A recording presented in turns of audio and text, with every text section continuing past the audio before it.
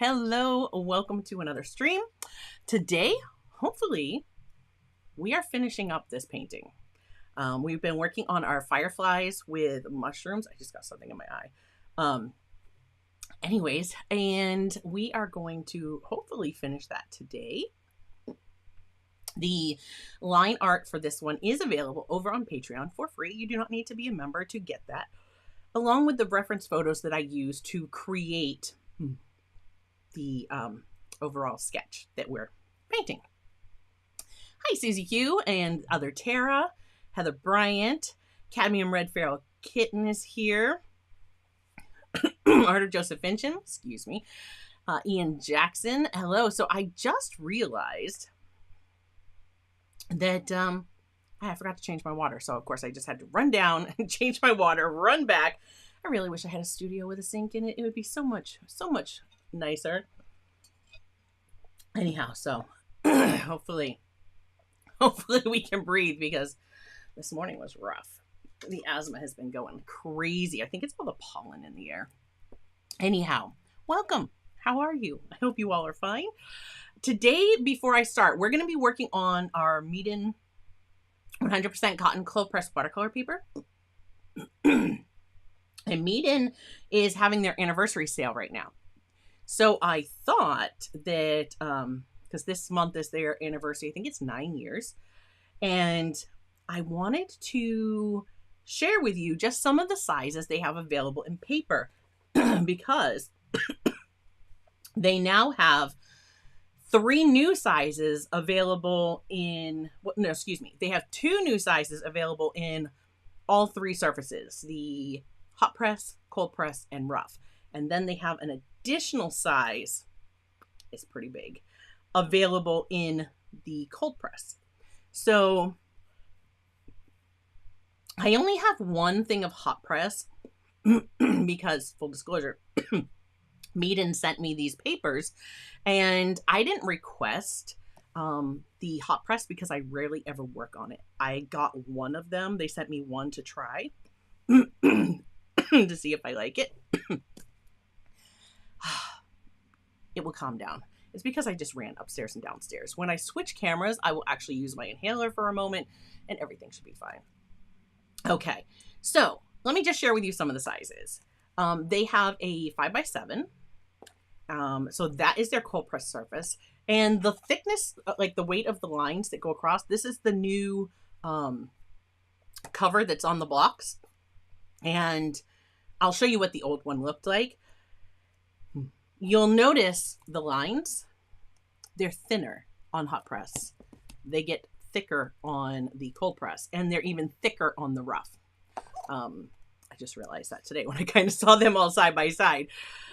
So they also have, if you have never tried their paper, I highly recommend it. Now, I did say Meeden sent me this paper.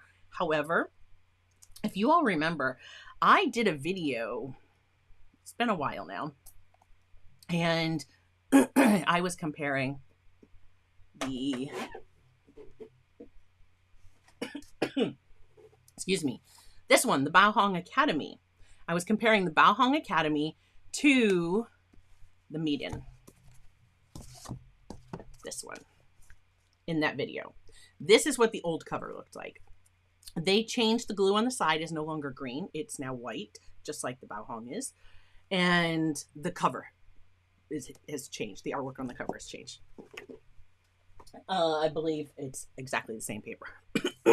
Feels like it's exactly the same paper. So I already loved this paper. I really enjoyed working on it. And the folks at Meeden reached out and they've sent me other things that I've shared with you guys. They've sent me more than just this paper, but that's going to be a different video because we need to finish this painting today. So I just thought I would share with you the different sizes. So you have the 5x7. I'm going to have to try to see if I have a place to put the stuff. And then, of course, there is the 10.2 by 7. Well, the new one just says 10 by 7. However, it's exactly the same size. If I put those together, it's exactly the same size. So, they have, I was just going to talk about that Cadmium Red Feral Kitten. If you've never tried their paper before, I highly recommend. It comes in this, I believe it's the 10 by 7 size.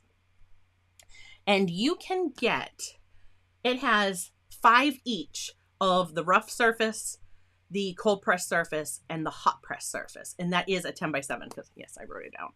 So in this 10 by 7 size, you can get 5 sheets of each surface to be able to try. And I think if you made 5 paintings, you'll know if you're going to like the paper or not. You probably know if you'll like the paper or not right after you do 1 or 2 paintings.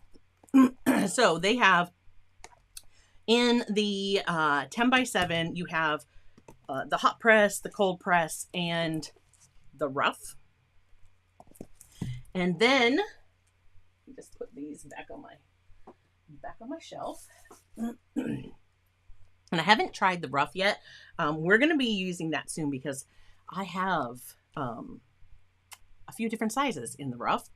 And then, of course, what we're working on today is our 12 by 9. So they have the 12 by 9 size available. If that is a size that you, just, pretty standard. If this is a size that you prefer to work in, they're 20 sheets and it is 300 GSM. So about 140 pound watercolor paper, and it's all cotton. But then they have their new sizes. So like I said, I only have the cold press and the rough, but this is available in hot press as well. So you've got the 15 by 11. We're going to run out of room on screen for me to show you guys these. So that is the cold press that they sent me. And then they sent me a rough and the 15 by 11. Set those down aside. And then they have 16 by 12. If you like to paint something that is our standard frames here in the US are 11 by 14, 8 by 10. This one is great if you want to paint, say, something that will be 11 by 14 and then mat it to a 16 by 20, because this is 12 by 16. And that's a big one too. So we have the cold press, the rough. I have cold press and rough. I didn't get the hot press. I'm going to try that hot press soon. I'm trying to think what I want to use on it. And then they have this one. So this is, as far as I know, right now, it's only available in cold press. And it is, again, a 20 sheet block.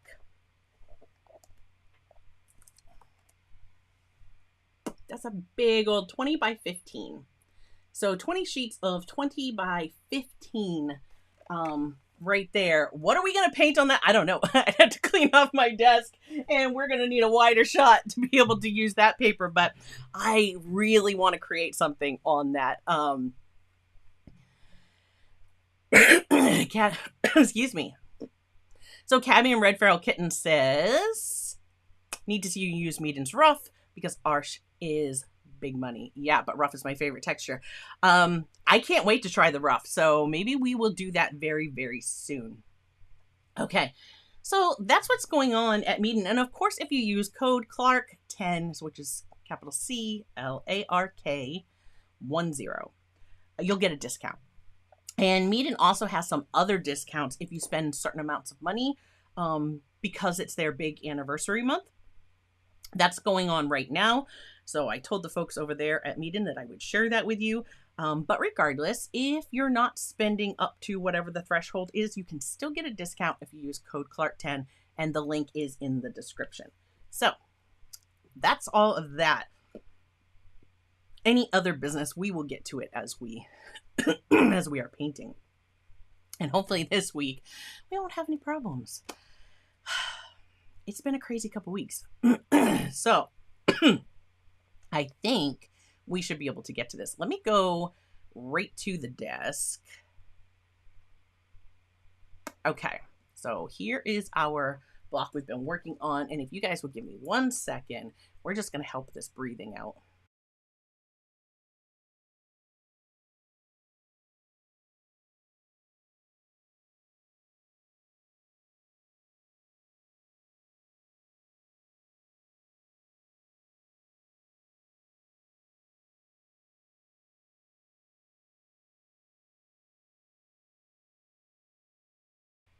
Okay. Hopefully that will work. My hands are probably going to get shaky because my asthma inhaler always makes my hands shaky, but it'll be fine. All right. We have our Princeton Velvet Touch, and I have the Aqua Elite on my desk because that's what's been on my desk. And of course, I have the 1.5 inch modeler Aqua Elite. Let's see where we left off when I started not feeling well last time. That was crazy. Okay, here we are. Now, as I have come back to the studio and taken a peek at this, I need to remask my moon right there where I showed you guys, hey, is it still going to peel off? Because, guys, we have got like 4 weeks, I think, that this masking has been on this paper.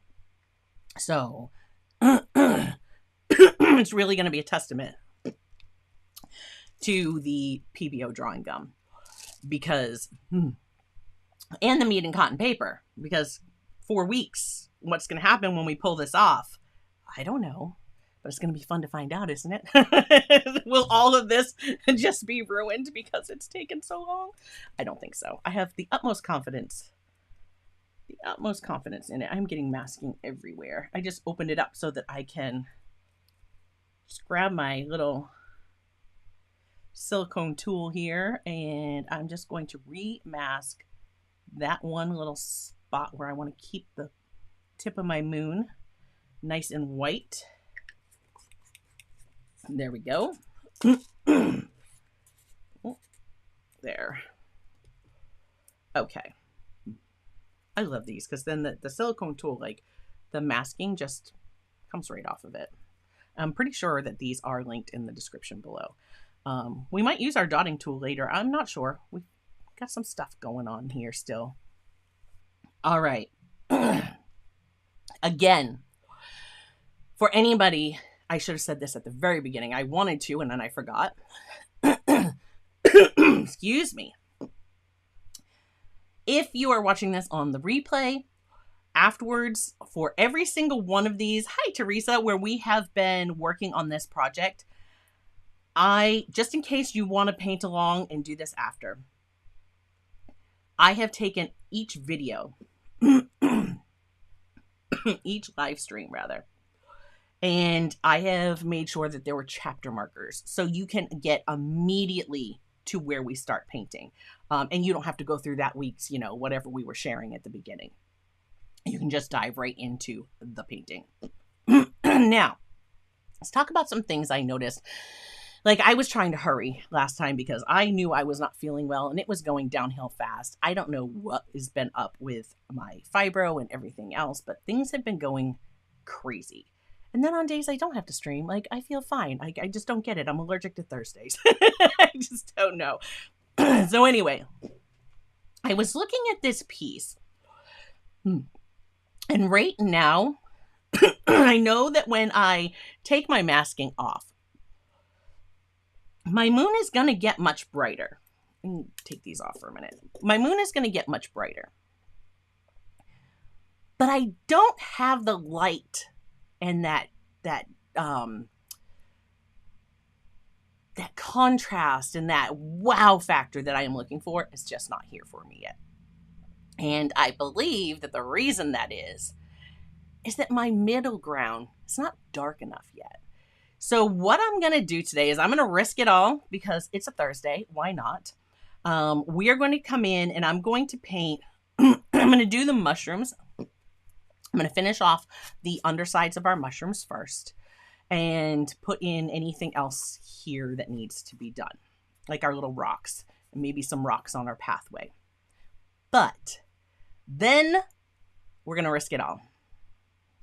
And we are going to wet some of this background and we are going to glaze in a color and we are going to darken this up. And I am going to glaze a bit. I'm also going to add a little bit of phthalo blue in this area. Very, very light. But I think that phthalo will kind of punch it up a bit. And when I look at my reference photos that I created that I based the line art off of for this piece.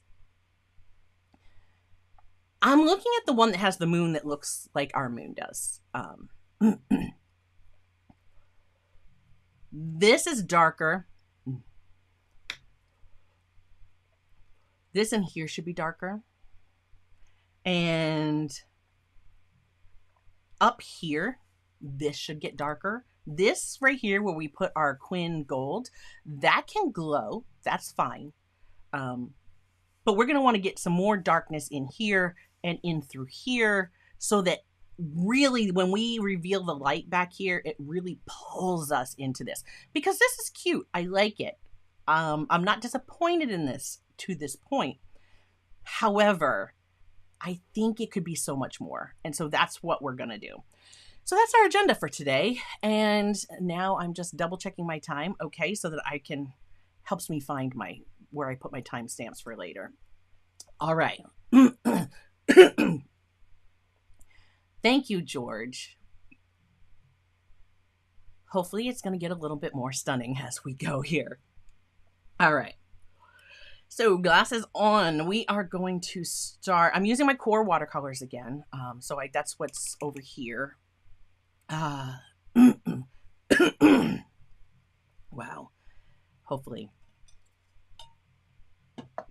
As soon as I get painting, it never fails. I don't know about you guys, but for me, usually, with the exception of the last stream, painting always makes me feel better. Everything calms down. My anxiety calms down.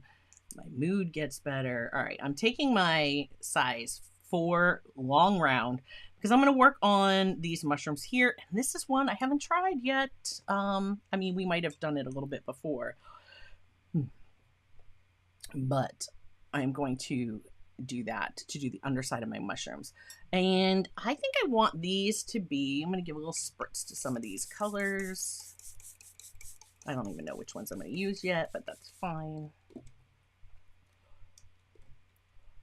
I also have my Dr. P.H. Martin's Bleed Proof White here. So we're probably going to use some of that. Using one of my Meeden ceramic. This is the lid from their 24 well palette that comes with all the little bubbles in case you see this and you're wondering, hey, what is that? If you guys remember, I put my Meeden watercolors in that. This here, this is actually its lid. And I like to use it to mix on because it doesn't take up a lot of space. So that's what I'm mixing on today. Wow. I'm just going to give this a quick clean off. This is from last time and a little experiment that I did. Now, when you see me come in and when we do the glazing to darken up this area, I'm going to make sure that it's transparent. And I lost my train of thought. Oh, I'm going to avoid my mushrooms because, and I just grabbed an old mix paper. And speaking of mixes, if you guys have been missing the Monday mix, my apologies. My personal life and my art life have like clashed in a very big way. And so Monday mixes have been put on hold, but I am hoping that very soon we will be back to where I can be creating and putting out regular videos on Mondays again. So there's that. What I did with this paper was I just tested because we used our Quinn burnt orange and quinacridone. When I say Quinn, I'm saying quinacridone. So the quinacridone burnt orange and the quinacridone gold on our mushroom caps. And these still, even these, like, they're not glowing. I wanted them to feel like they were a little bit more glowy, if you would. We're going to bump up the yellow on the light side of them. And when we remove these dots, we're going to make our dots like a really bold yellow. I just want them to feel like they're glowing. But when we come in and we glaze a darker color, we can't go over our mushrooms, because if we do, quinacridone burnt orange and blue, especially ultramarine blue, not what we're using, but will make a gray. It's going to gray out the mushroom heads. So we're going to want to make sure we don't paint over these. If you do this project, excuse me, and you get to this point and you think, wow, mine's not dark enough either, you could always, once everything else is painted, if I wanted to, I could mask these mushrooms. Even with this masking that's on here right now, I could just mask right over top of that and mask off these mushrooms, because once I'm done and I pull this, I'm going to be painting those like bright yellow. So I'm going to do that at the very end. And I'm going to remove this masking and do the fireflies at the very end, where we have fireflies. I don't even remember where all the fireflies are, so it's going to be fun. So anyhow, you could mask that if you wanted to, so that you could just paint over and not have to worry about it. I'm not going to. I'm going to kind of try to paint around, and you know what? It's going to be fine. Okay. Oh my goodness. Let's see. First off, thank you so much, Rob. Congratulations, 11 months as a super fan. I have no doubt we will see that become a year. And then also, can we just thank Rob? Rob has gifted 10 memberships. If you have been gifted a membership, you're going to see your name pop up on the screen. You will have access to Discord. And all you have to do is go into Discord.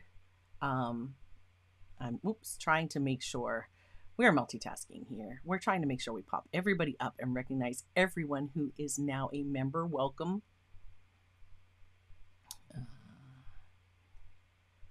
Okay.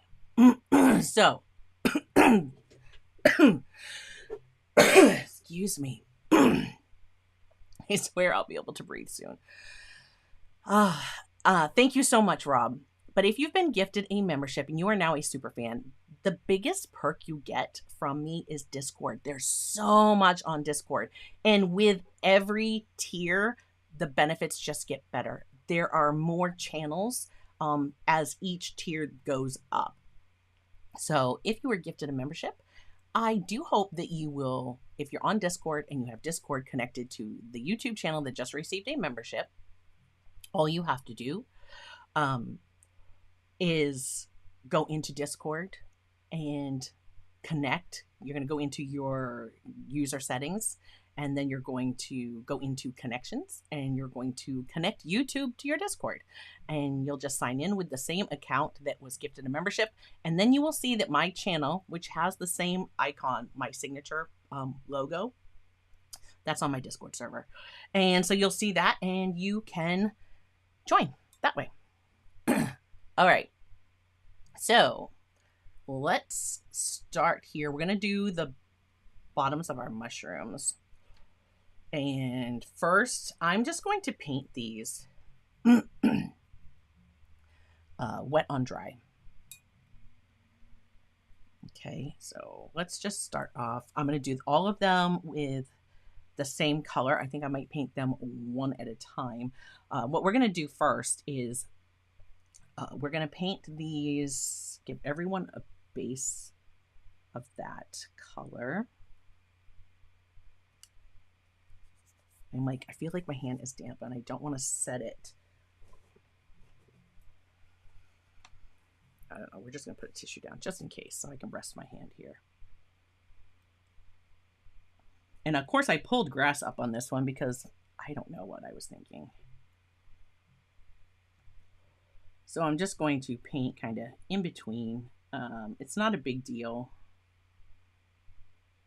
That'll work just fine.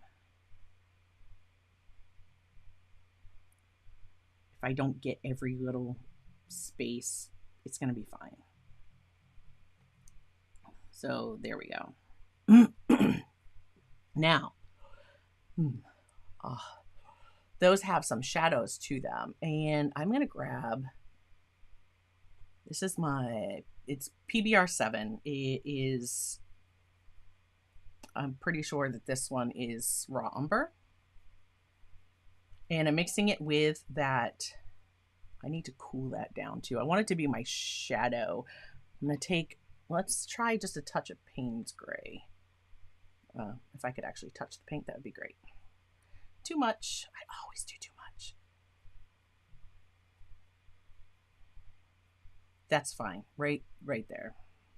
And I'm just going to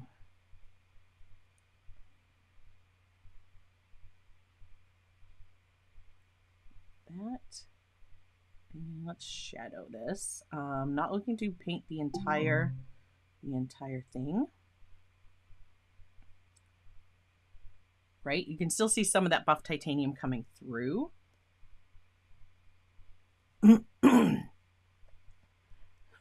Excuse me. Let me see if I can zoom you guys in just a little bit more. Okay. Please just jump in the comments and yell at me if I'm painting and you can't see something. Unless, of course, you're watching this on replay and I'm not going to see that. Okay.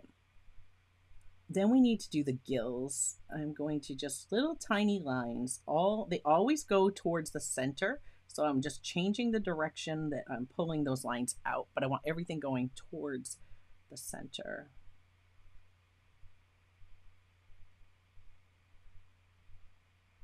And I'm going to darken this left side up. Because again, my values are just not, there's just a tiny little highlight on that right side. Hold on, guys. I need one more. That's the problem. Like these, they never work for me. Usually I have to do a nebulizer treatment when I am having problems. Oh, my chat did not scroll.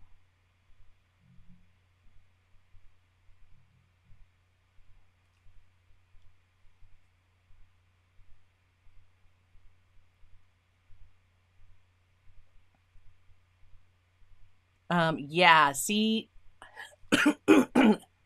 excuse me. I hope that everyone feels as Rob does that's on the Discord server. We have, I think we have a lot of fun. I have a lot of fun on there.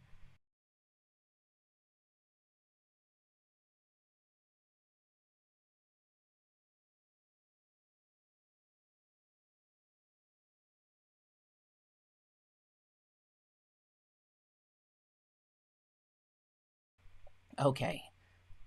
That was me just, I'm going to get back on screen now. I just don't like to, I don't want to do my inhaler while I'm live on camera. I don't know why. It really doesn't bother me to do it in front of people. Just don't want to do it on YouTube. Art by Ashley Jane, aka AJ. Welcome. Yes, you have to sub to comment in the live.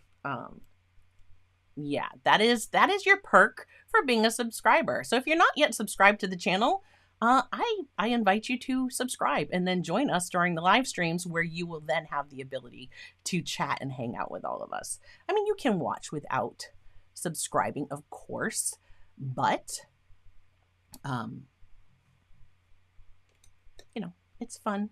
It's fun to hang out and talk with everyone. Okay. I'm making this just a little bit darker. And again, because I know I am not dark enough. I already know I'm not dark enough. So I'm going even darker. And I don't mind if I still leave some of those lighter colors showing through. I think that underneath is also much too light. So we are going to, again, grabbing some of that buff titanium. Let's grab a little bit more of this umber. And the buff titanium is more opaque. I'm just going to come over this. And if my gills start to disappear, you know what? I can repaint them with a darker, with a darker value. So it's fine. I don't know about you guys, but I am one that always seems to, it's like getting the darks. I'm always afraid to go too dark. But the good news is you can always go darker. So you can, yes, it might take a little bit longer while you're painting, but you can always darken up. It's not always as easy to lighten it back up after if you go too dark. So, there's that. Oh my goodness. Everything just feels like it isn't too dry.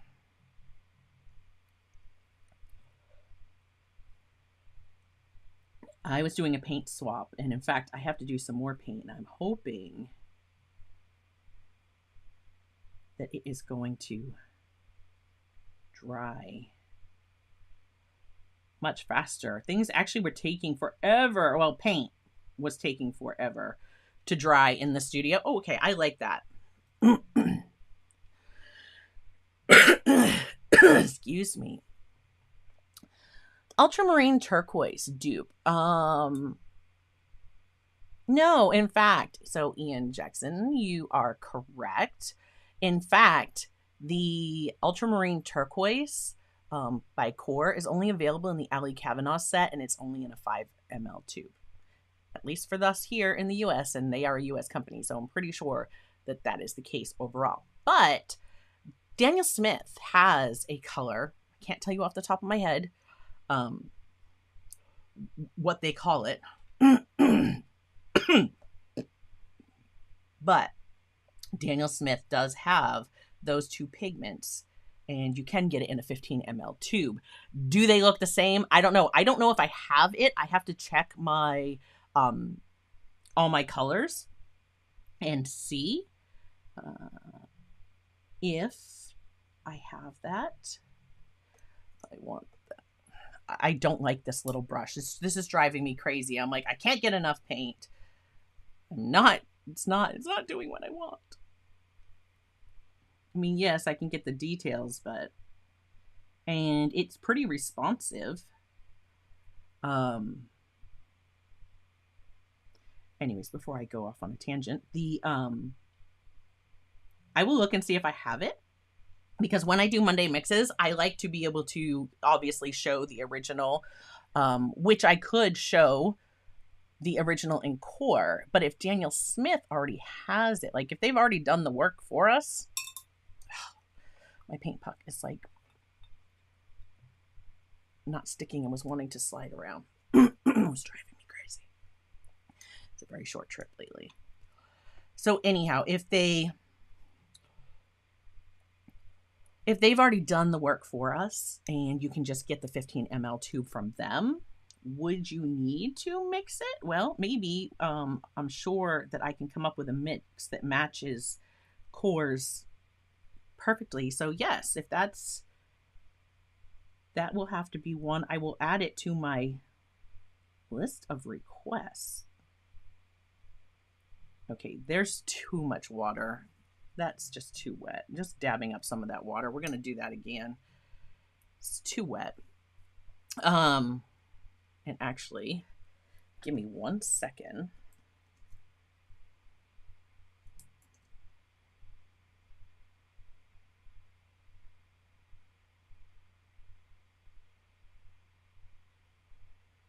I just want to make sure that I have your question saved, or your request saved. Okay.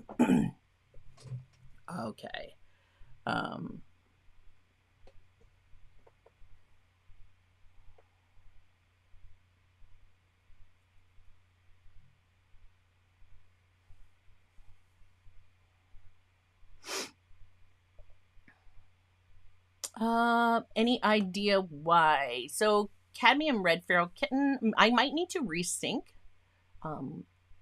Were you on the list that I just shared that just got the membership?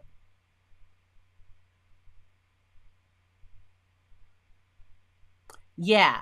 Okay, so you just got the membership just now. It might take a moment for the YouTube bot to sync up with my server. If you don't have access by the end of the stream, let me know, and I will just go in after the stream and push it to sync. I can force a sync, and then you should have access. So just let me know if you can't get in there by the end of the stream.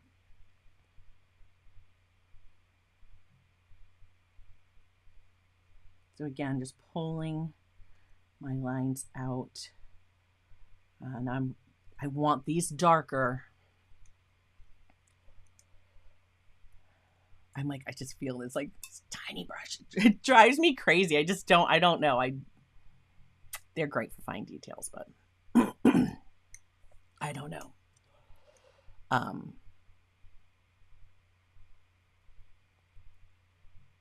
So yeah, if you are a Discord user and you were gifted a membership, I invite you to come on over and say hello. Drop in the server and check it out. It's like my palette's drying so fast. It is warm in here today. Of course, it's 76 degrees outside. Summer has decided it's digging her claws in. She doesn't want to let go just yet. I don't know why Summer's a she, but guess what? Like, I just made it so. Anyhow, it's like 76. I think tomorrow is supposed to be warmer. Not a fan. I want the separation from my tree, so I do want this a little darker, but it's not giving me what I want exactly. I think it's because the stem is a little oddly shaped for me. It's fine. Moving on, it's in the background. We're going to leave it just like that. This one too, we're just going to put some dark under here. We're going to put dark down that left side.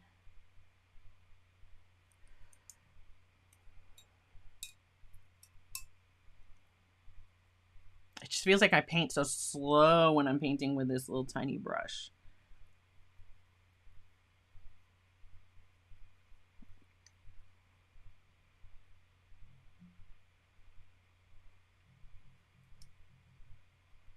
I still feel like it's too light, but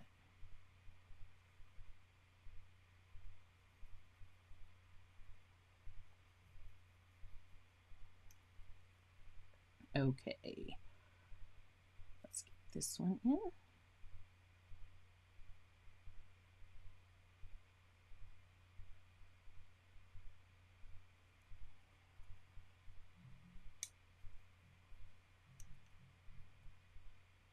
I feel like we're not seeing the gills on this one, and I need to fix the mushroom cap, and that's what I'm gonna do.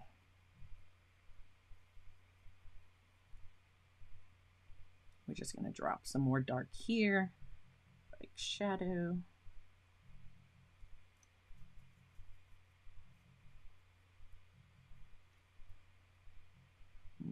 Fussing too much. There we go. Okay. Let's get these ones are going to be the opposite. Our darker sides are going to be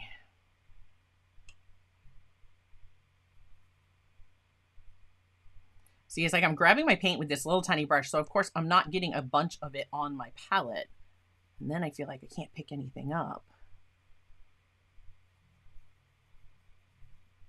Okay. Start with this guy back here. I want it to feel a little bit like, see these mushrooms under here, like my mushrooms are throwing off a little bit of light. We're gonna have some glowing fireflies in here too that we want to feel like is lighting up that scene. So I'm not gonna want underneath necessarily be too dark.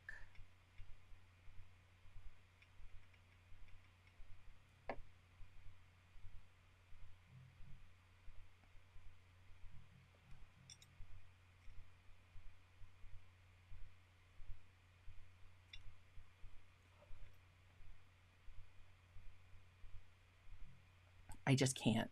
This is making me crazy.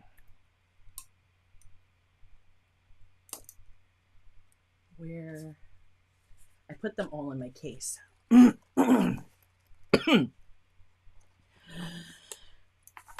Excuse me. So I'm grabbing my size 6 round, which has more than an ample enough point to do whatever I want to do.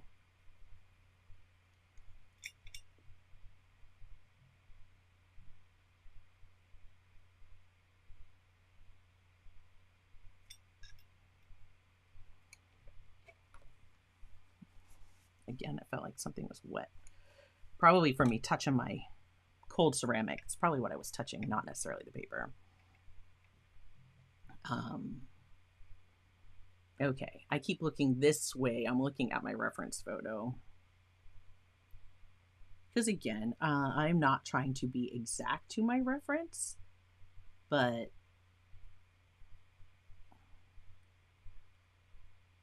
I want it to be similar. Paint in some of these gills.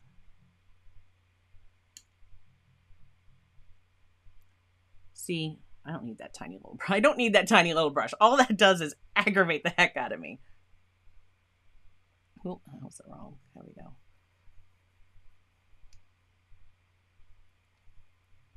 I want a little bit more shadow right where the underneath side of the cap meets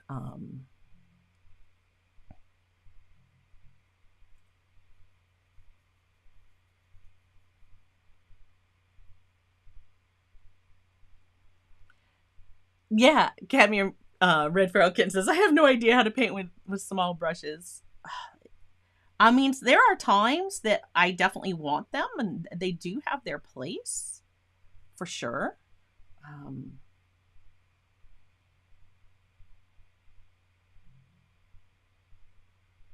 But when you have a larger round that holds a really good point, in my opinion, for whatever it's worth, I just find it so much easier to use that brush because it just holds more paint. And I can keep going.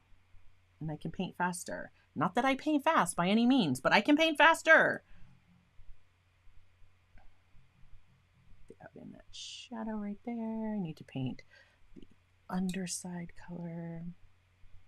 See, like this, it's too light. We can't see the separation between that mushroom and what's behind in between the trees there. And it just needs to be darker.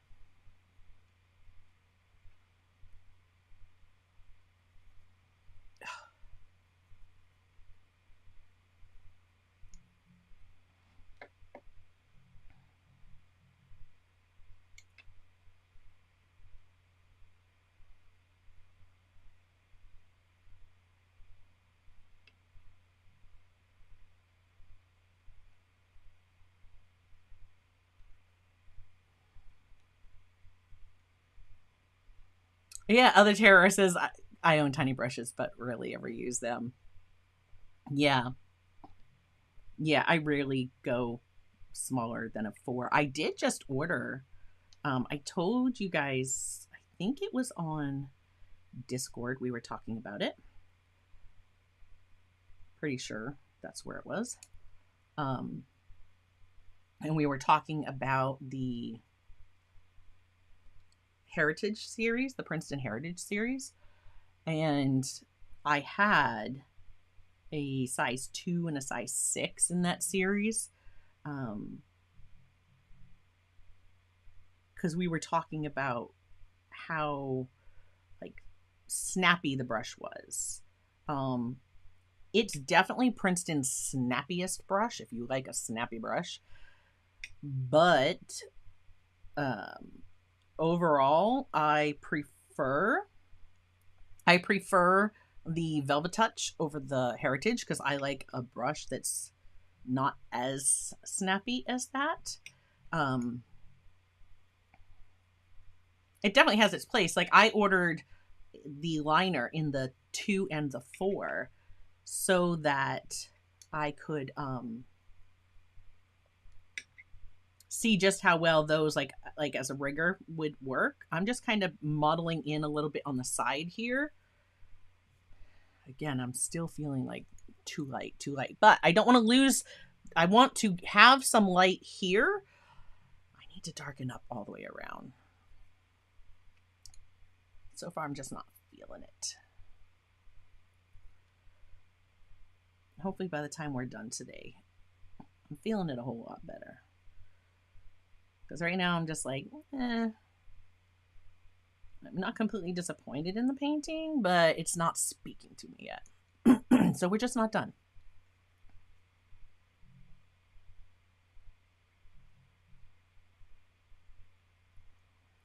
This is going to have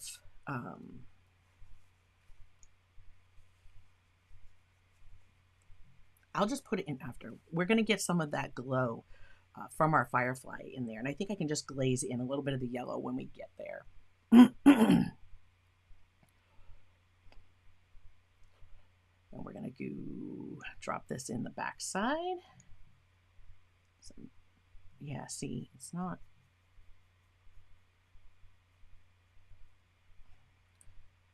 Need more paint on my palette. Model some of that in there.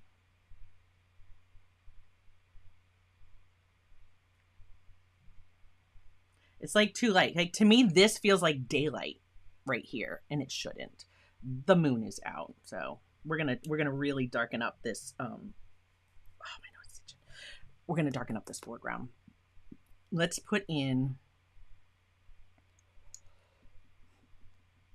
Let's put in some rocks and get some of this darker.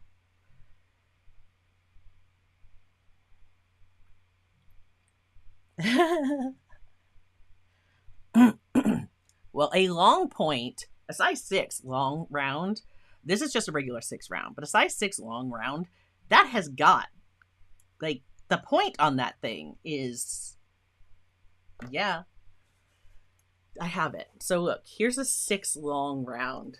As I'm looking at the comments and what, like, Cadmium Red Furrow Kitten has said, let's look at, I'm going to get this wet so you can really see the point when it's wet. Okay. So this is a size 4. And then this is my 6. If you look at the points on those, there's yeah, there's a little bit of difference, but tell me you can't get details with that point. Like, you can. It holds such a fine point. I love them. Now I need to leave that there to dry. Oh my goodness.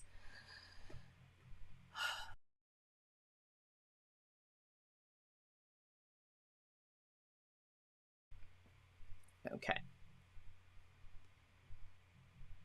No. No, George. These small mushrooms, they're blue, and we're gonna try to make them feel like they're a little glowy. We're gonna do our best. I don't know how this is gonna work out. It could be disastrous. But we have little blue mushrooms in our little fantasy world here. Why are they blue? I don't know. Are there really blue mushrooms? I don't think so. I don't know. I could be wrong. Maybe, but I don't think there are. And maybe these are white mushrooms that are just reflecting blue because of our night sky. I don't know. I don't know. I haven't thought that far into the story of this painting. All right.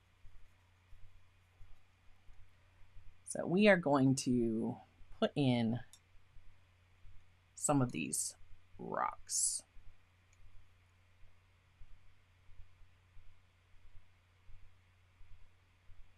I know that I'm going to darken this up. So like when I glaze over, it's going to include in this area. So this is kind of like what I am expecting to be like a mid value. And I just took some of my burnt umber. Oh, no, excuse me. I took some of my raw umber and just mixed it over here where I've been mixing the Titan buff.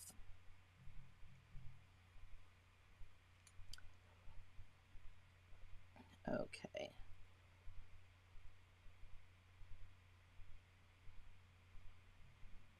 And again, I'm going to have the Dr. Peach Martin's Bleed Proof White. So if I need to bring a highlight back to anything, you know, I can.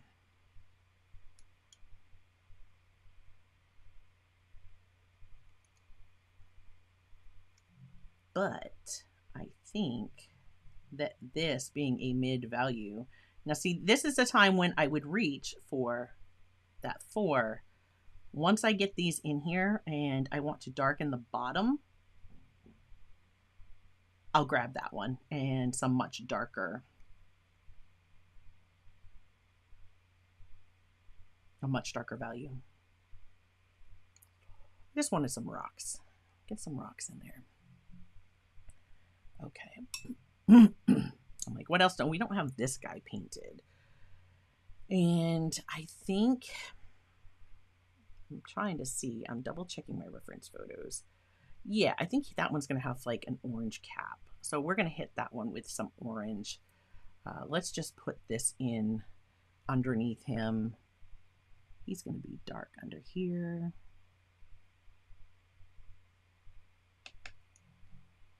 I'm going to do that with the smaller. Grabbing my 4 again. The buff titanium or Titan buff. I think Core calls it Titan buff. Daniel Smith calls it buff titanium. It's PW6:1.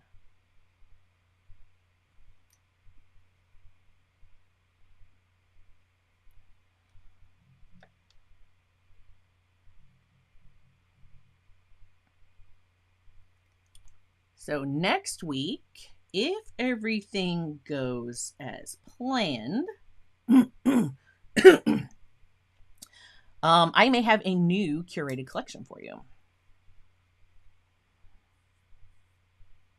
No. Good question. Boo Peep asked, as the masking dries, does it shrink and pull away from the edges at all on its own? No. It stays right where I put it. It stays right to where I put it.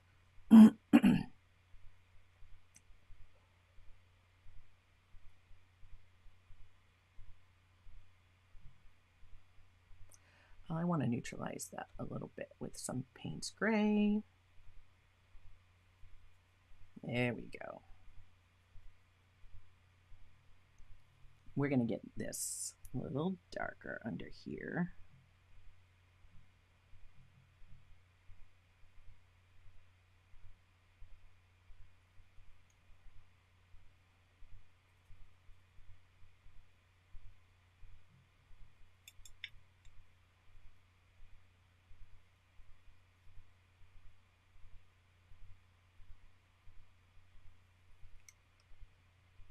I'm going to pull that down.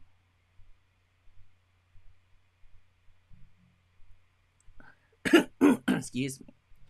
I have been wanting to do some work in gouache.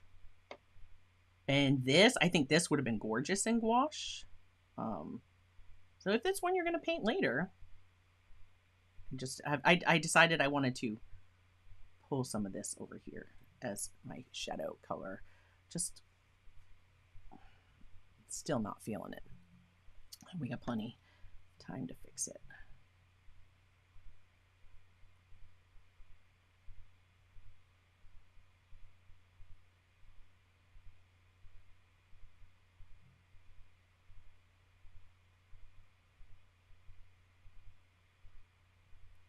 So yeah, we should be having some gouache, if that's something that interests you, coming to the channel.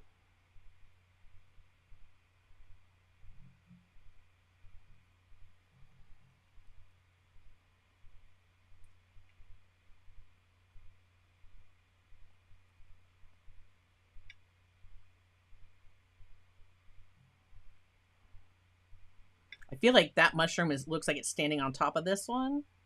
Like I probably should have had like, hey, here's a base like right here of that mushroom, but I didn't go there.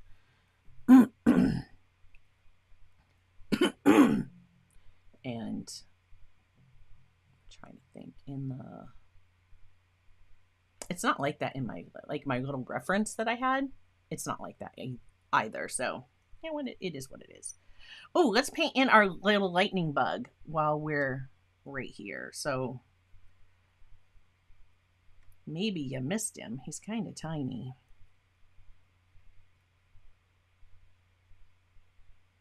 Right here. There's his little antennae. Antennae? I don't know. I'm like, what is a bug scientist? Oh my gosh, I knew what it was and it like totally gone. I'm not one of those. I don't know what they're called.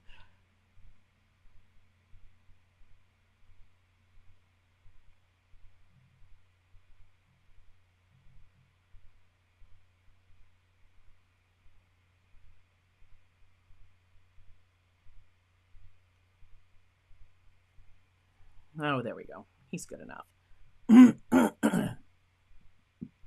Oh, have a great rest of your day, Teresa. So good to see you.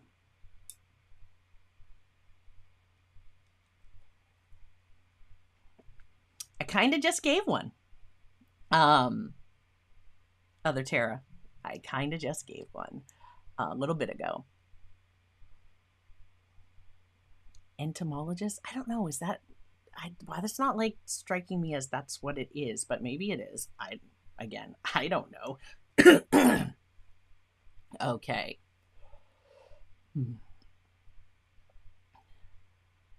Um, I was like, did I miss a question? I don't think I did. Okay. We need to put that cap in an orange, so I'm going after I'm going to wet this. I'm going to wet this first. And the reason I'm going to wet this first is because I'm going to put my Quinn Gold on this side. Look at that just take off. So gorgeous. And then we are going to drop some Quinn Burnt Orange, my favorite PO48, on the right side.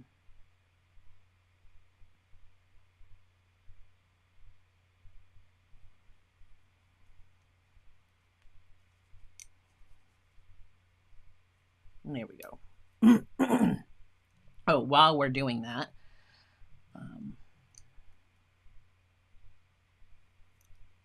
this foolish brush.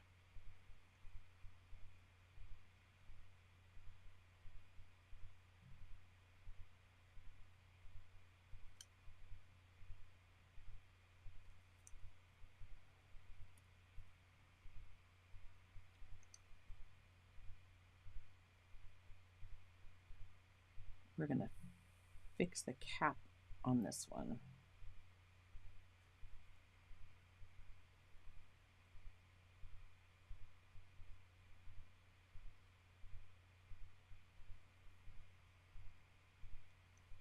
I'm going to darken this one up. Oh, that was,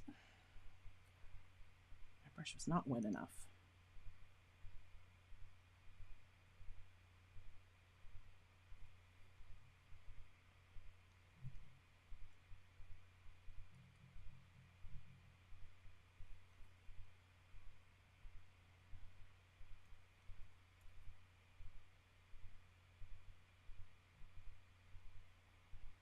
I'm going to darken this one up as well.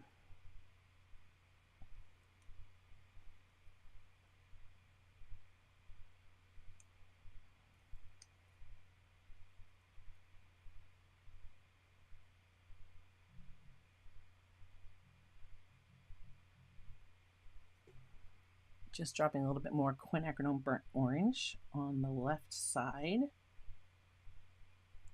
Now that that's all wet, it'll bleed, but I still want this to be slightly lighter on that right side. Same with this one.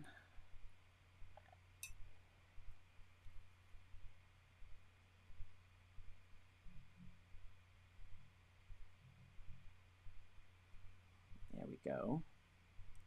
Okay. I'm going to darken this up as well.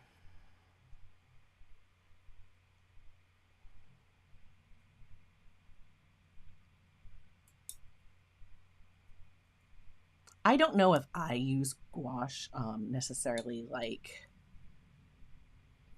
I'm going to say traditional gouache painters might use it. So you're definitely going to get, this is how I paint with it. But I hope that that is going to just help you discover a fun way, because I tend to have thinner first layers where I'm using my gouache more like I would my watercolor. and then thicken them up as I go.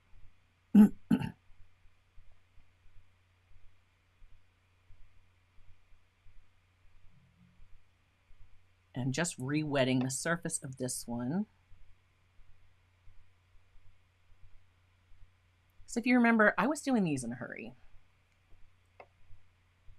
because I knew I was not feeling well that day. And I was definitely fading fast.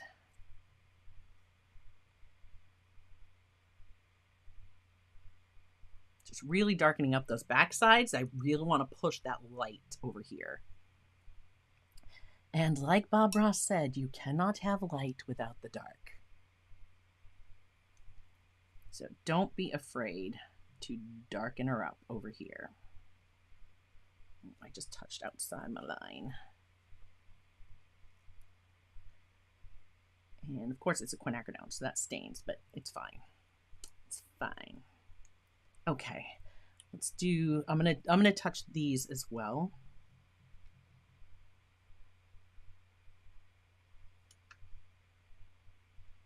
So I'm wetting that left side. I'm wetting the entire cap, but I'm not painting on the left side. I'm gonna wet this one as well. I'm only going to put paint on the right side, and that'll give it a nice soft blend. Quinacridone Burnt Orange has no problems moving in water, especially core. So yeah, we're just dropping that in and letting it kind of move and do its thing.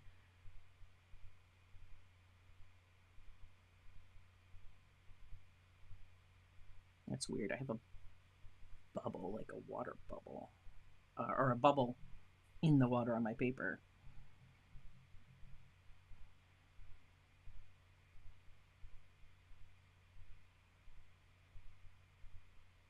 There we go.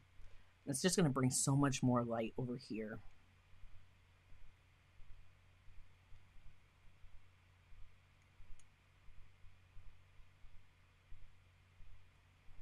I need these to dry before I can glaze my darker color and darken this area up.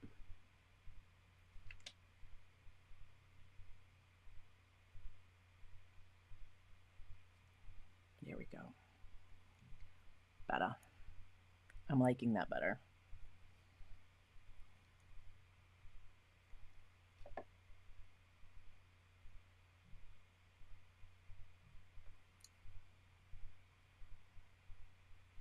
That paint was really thick.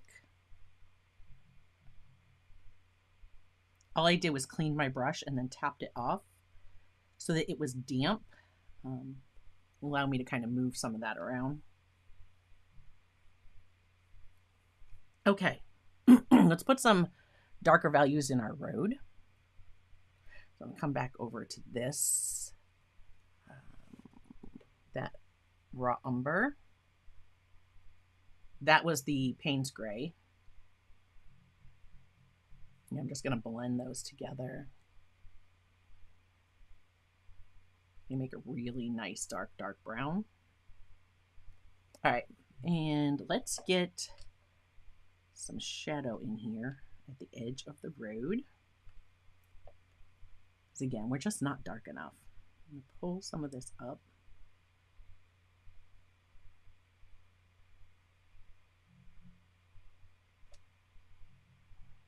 And we're gonna pull it out onto the road, or a pathway. It's not really a road, is it?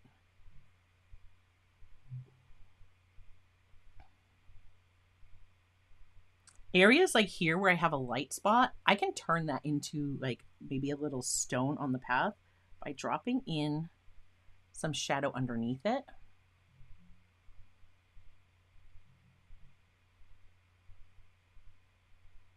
I'm going to get just a clean brush. I'm just going to use this 4-round that I don't necessarily care for, but I just want it damp, not completely wet. I want to lose that edge. So just with that damp brush coming up to that lets me just kind of soften and lose that edge.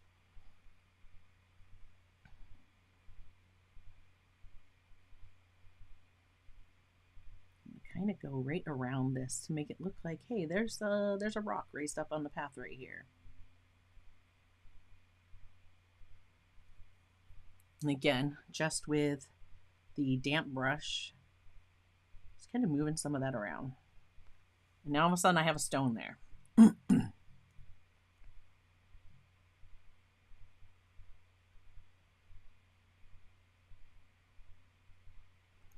just kind of let this skip across this path, and we're going to put some darker values in that way. Maybe I have another rock right there.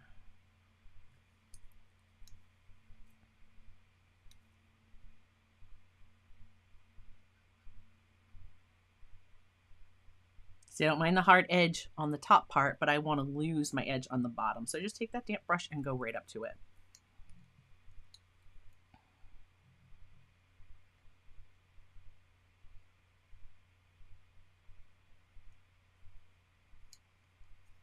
I'm really kind of letting this be like dry, more of like dry brush. That path just needs to be darkened.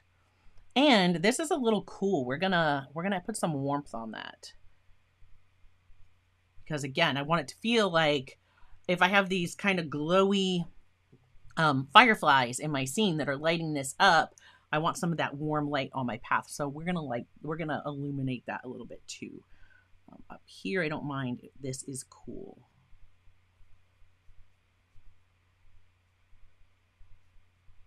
I'm gonna want it warmer back there.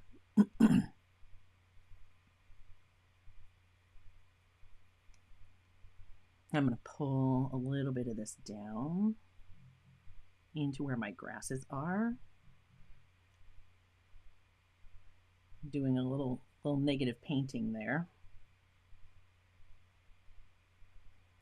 I think this is still a bit light. That'll get darkened up as well.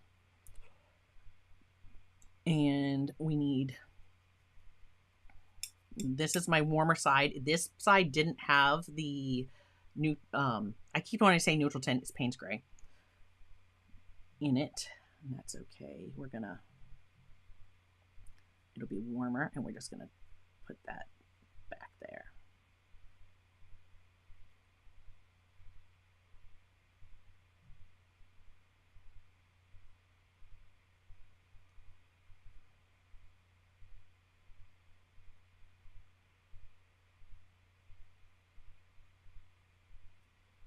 Kind of blending this into my grass now, so I don't have any weird stop line.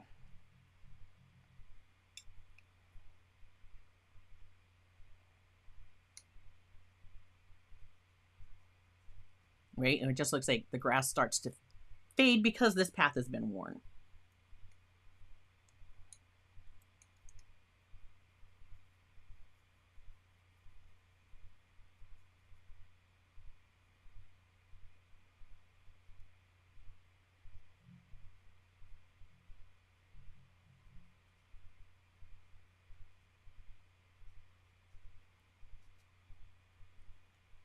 I need more dark here.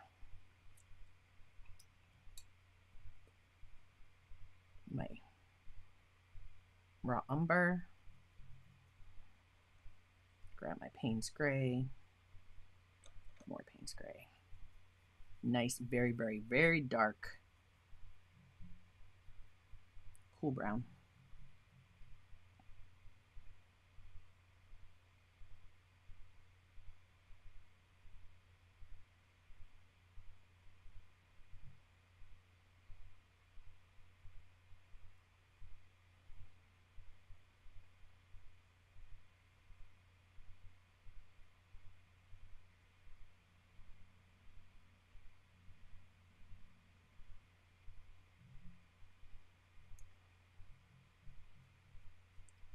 Pull some of that dark towards my path.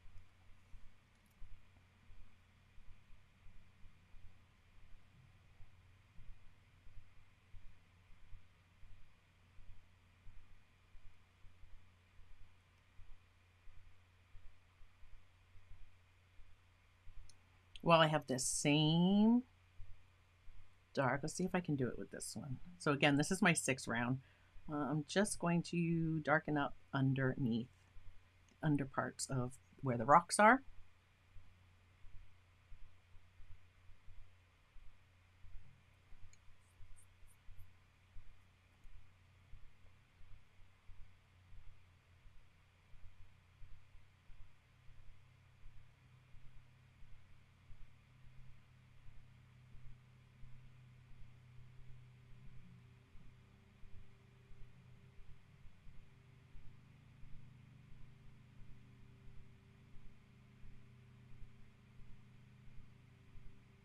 Next, we're going to grab, and again, I'm not sure if it's going to work yet or not, but we're going to grab some phthalo blue. When I think phthalo blue, it's like so electric. Phthalo blue is such a bold, like, it's a cool blue, and it's definitely like an in-your-face blue. These are not that kind of blue yet, and I want those mushrooms to be a little bit more like that. So I'm going to try, I don't know if it's going to work or not. I'm going to test it out first. I'm going to go with phthalo blue.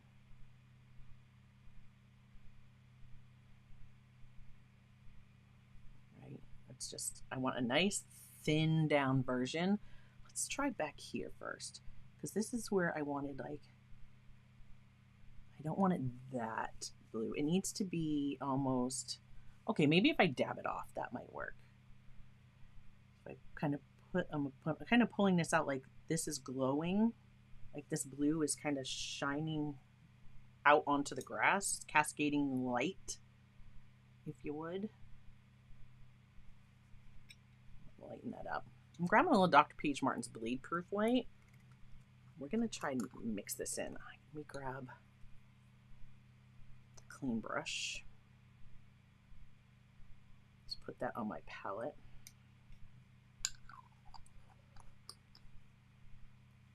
I should really darken up the area first, but I definitely want to make sure these mushrooms are completely dry. All right. Rinse that out. Okay, so I have some Dr. Page Martin's Bleed Proof White on my palette. Let me turn this just so you can see. I have some really watered down phthalo, and here's my Dr. Page Martin's Bleed Proof. I'm going to take a little bit of this phthalo blue and mix it with some Dr. Page Martin's, because it's going to be a little bit more opaque. And it's still just quite not that electric blue I am looking for.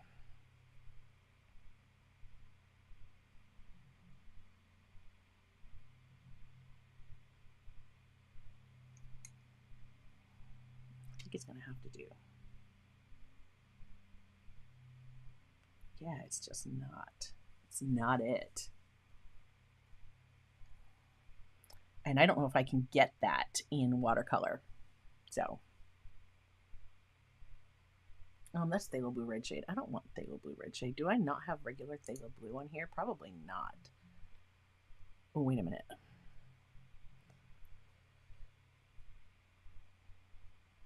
No, that is not. It's fine. We're just going to make do. It's phthalo blue red shade that I'm using. I want phthalo blue.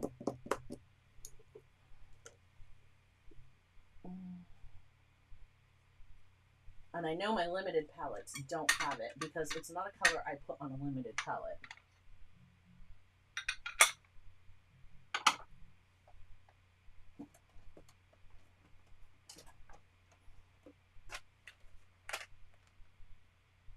Winsor Blue. All right, that's what we're grabbing.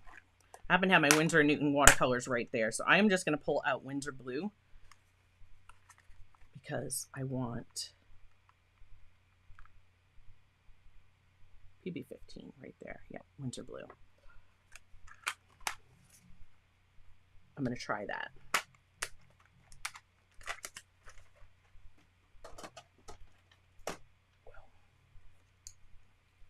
All right, so Winsor Blue.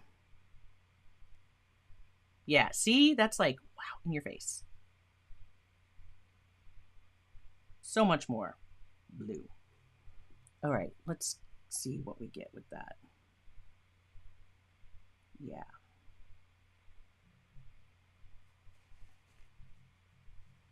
That's more of what I want. That's more of what I want. I want it to look like these guys are just like this glowing, like electric blue. Grab a little bit of the bleed proof white.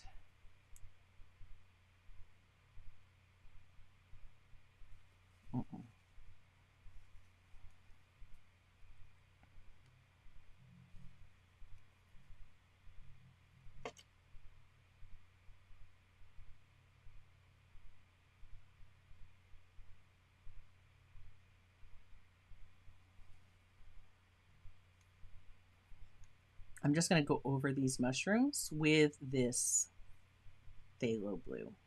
And it is a bit watered down. I just want them to be a little bit more like, wow.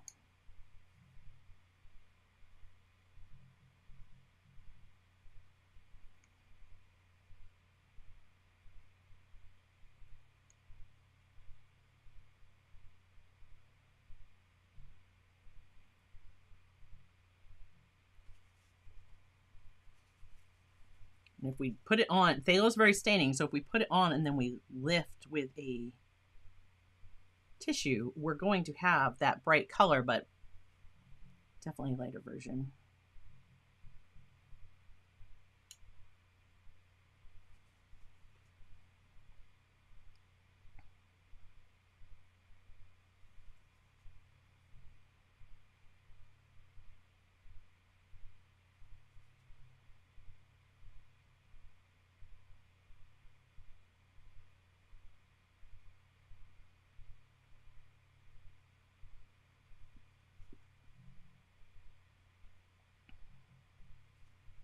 And I just want them to look like little blue mushrooms.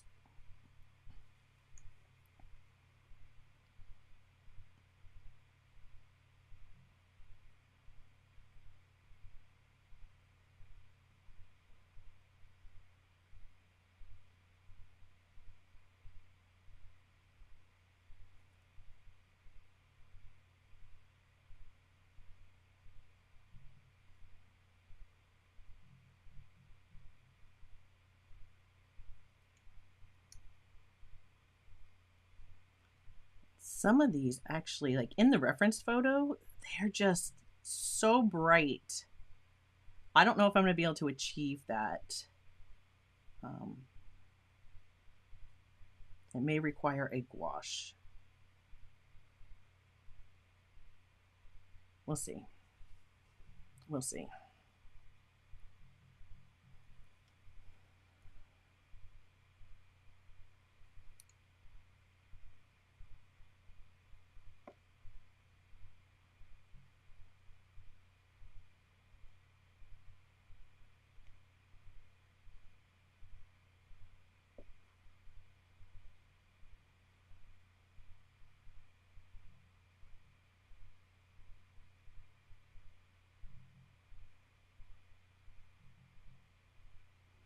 And oh, I had some rocks over here that I didn't do.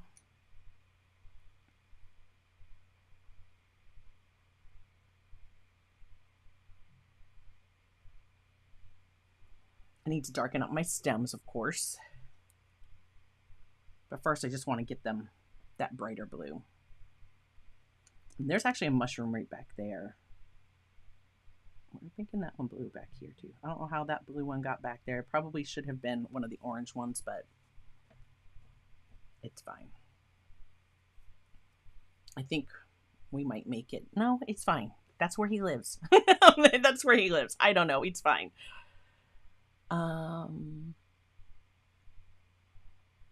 Yeah, I want that one to be orange though. I don't want that one to be blue.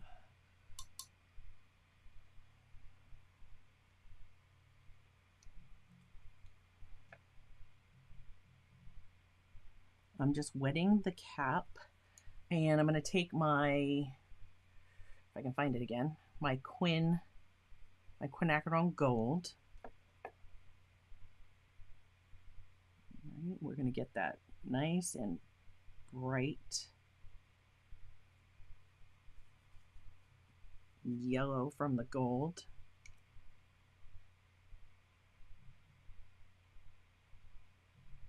Drop in darker on this back side. I want it to be glowing. And then my Quinn burnt orange.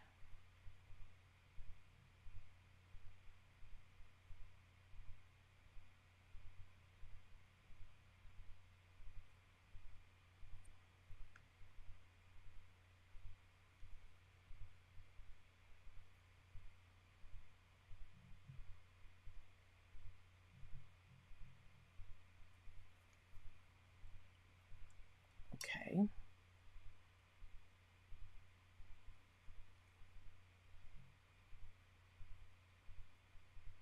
Use some of that was left on the palette from when I did these. Get its stem in there. I'm going to really darken up underneath.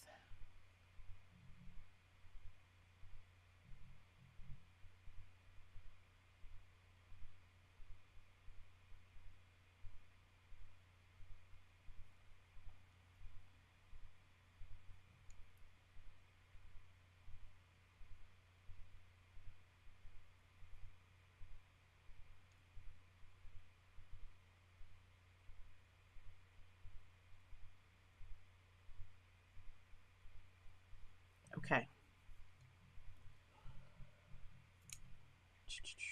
Oh, I didn't need to rinse that out of my brush. I need that color. We got rocks over here.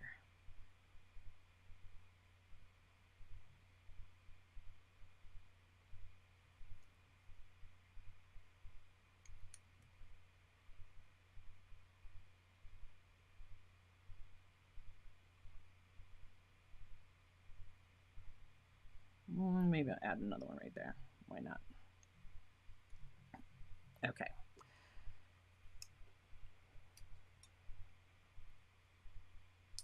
A little bit more of that winter blue because I had this little mushroom right here. And now I want to make my stems darker. I'm going to take, and I'm going to make myself like a lunar blue. This was Daniel Smith, which would be, well, I don't have PBK 11 on this core palette because they don't make PBK 11. I wish they did. It's PBK 9.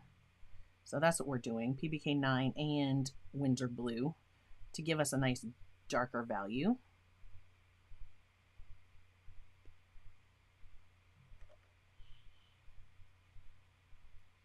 And we're going to take that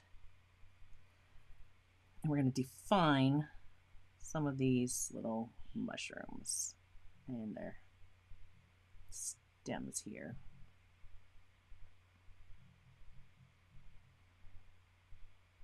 I'm just kind of doing the line at the base of the cap and then coming down like the right side of the right side of the stem. Not worrying about being perfect.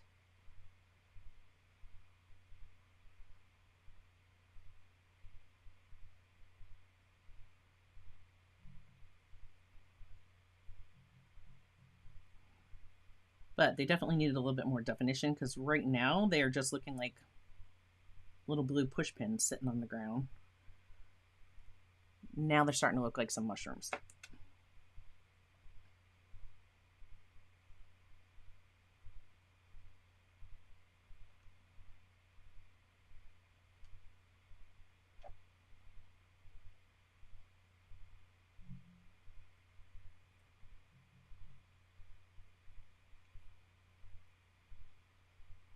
Now this one's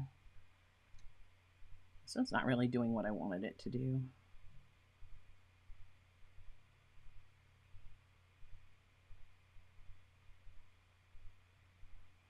I wanted it to look like it was casting some light, but it's not translating, at least not as I look at it, quite the way I wanted it to. And this one we're going to actually put dark on the top. Not quite that dark, but there we go.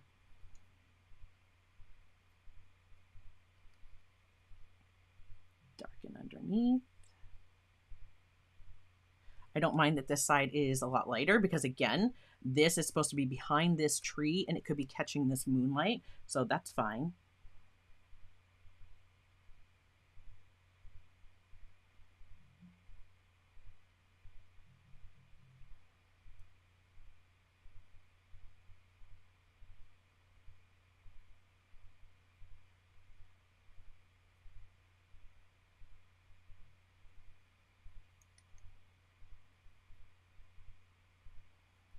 just drying so quickly. But this one, because of the way it's shaped, I'm going to kind of give it a rounded part, and I'm going to pull some gills in there.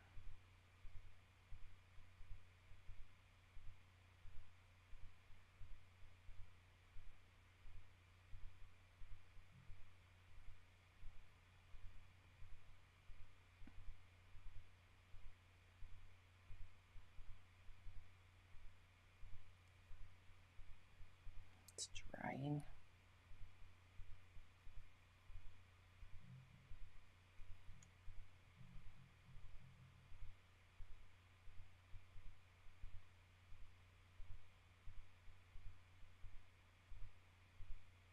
Yeah, it's fine.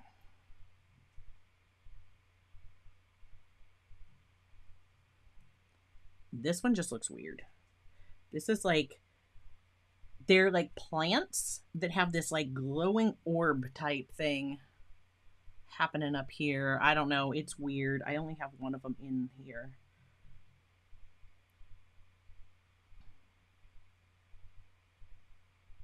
Right? Like we had some kind of glowing flower or something. I don't know. That's what it looks like. That needs to be more glowy.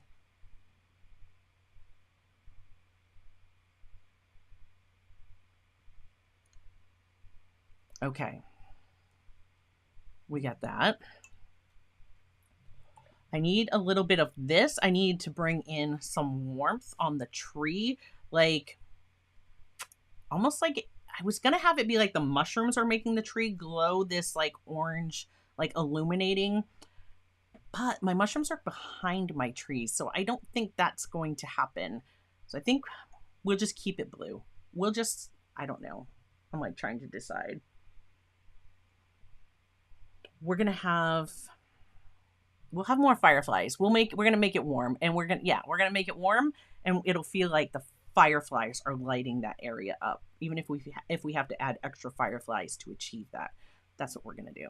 So I'm going to take I need to clean a spot off on my palette here. I love the light that Quinn Gold can bring into a painting. That's what I'm going to use. So I'm taking Quinn Gold, which, if I'm not mistaken, is PY150 and PO48. I want a very, very transparent wash. Very transparent. That should be good. All right, getting the excess water out of my brush. And now let's just bring in a glow under these branches. So anywhere where I have the, where I left the highlight, I'm going to make that kind of yellow.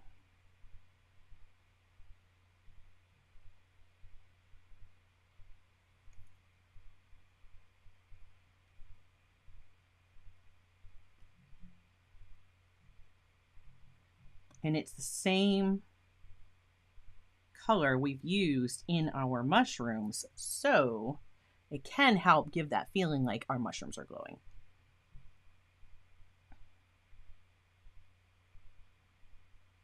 That should be a 4-letter word. Actually, it is a 4-letter word. Joseph said he had to check on laundry.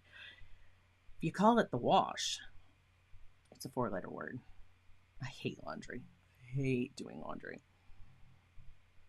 All right, now the lighter parts of my tree. Can you guys, let me get that up a little closer.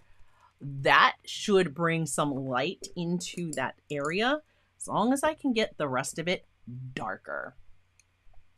So with this same on my brush, this is just the Quinn Gold. I just think it just brings such a luminosity.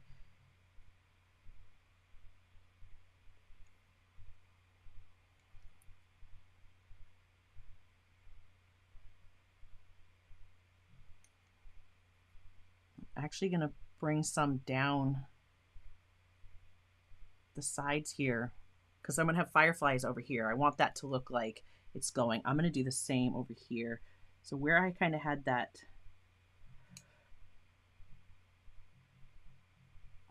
because there's fireflies right here and right here, so it's not a problem if I put some of that Quin Gold on this side. It's going to light those up. All right. Now for the scary part. Now for the scary part. We are going to... that needs to dry. This I wanted to feel further back than here. So I want to have lots of fireflies that are illuminating this tree and making that yellow glow. But I want this tree to feel further back and like it's capturing light from the moon. And that's why we have this blue that's on there. I really want this to be, wow, that's just, wow. Quin Gold is such a gorgeous color.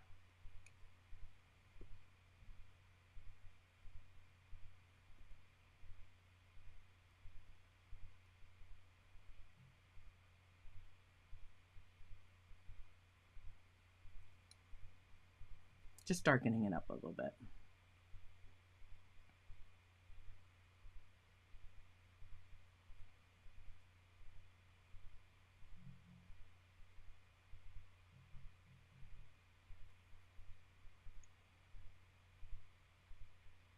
This is going to be the same color that I'm going to use for my spots. It's going to be this.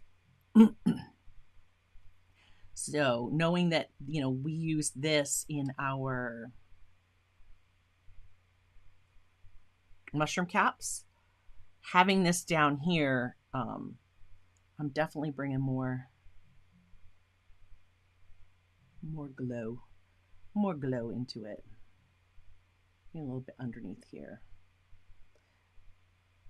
But it works. We've already used this color.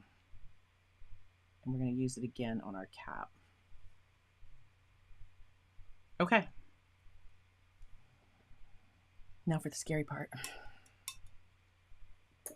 So I want this area, I want to bring more of the, I gotta clean this away. Clean this away.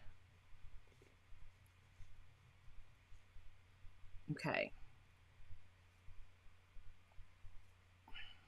We can put that back. I don't want to make green, so I'm just getting that out of my way. This area here, I want more glow, and I think this is my size 10 round. I could be making a huge mistake right now. I don't know, but we're going to go for it. I think this blue, this Windsor blue, in part of this sky is going to help it glow and that moon to pop a little bit more. I don't want to just put this in here all willy-nilly. I want no hard lines.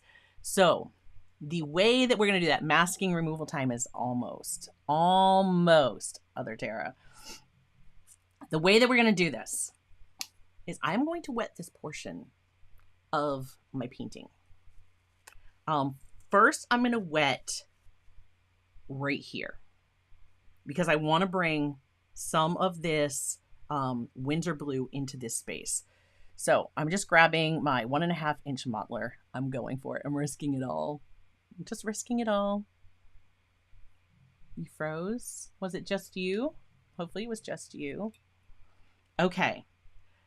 I'm wetting from this tree over, because see, here's a hard line, so I can easily just wet in this space. When I want to darken everything up, I'm going to wet over here, but this is still drying, and I don't want to lose my yellow glow, and I certainly don't want to make that green later, so I'm going to have to be very careful when I do that part. But for now, we are going to just kind of wet in here.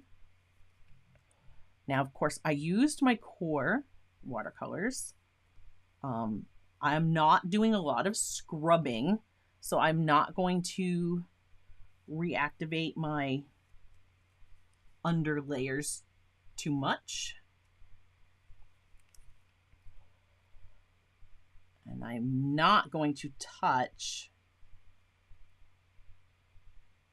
my mushrooms. So let me, where did it go? My 10 round.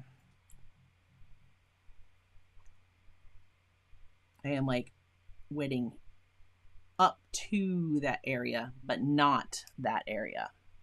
We don't want to wet any of our mushrooms. So coming through here, because I may drop some in here. I definitely will be making this part darker. So I'm going to wet around my mushrooms.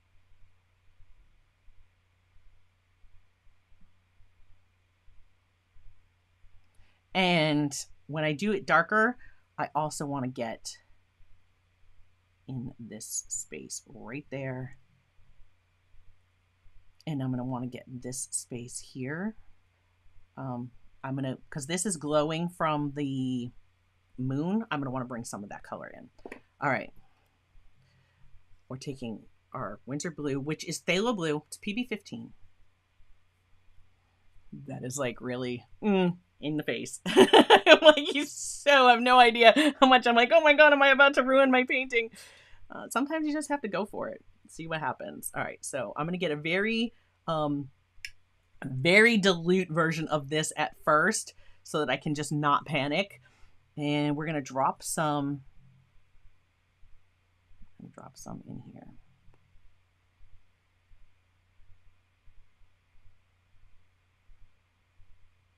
I like it. I like it. I'm not scared. I'm not scared. I'm going to kind of go around this tree. It's here. I'm going to put it back so it's like, it's my sky, right? I want my sky to have this. And I'm not going to be afraid. I'm just going to put it all through my sky.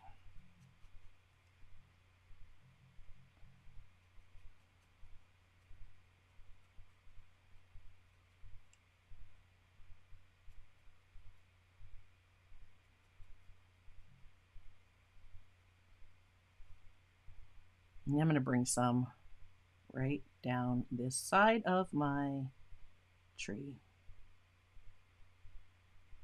This may get darker. We're not going to worry about it.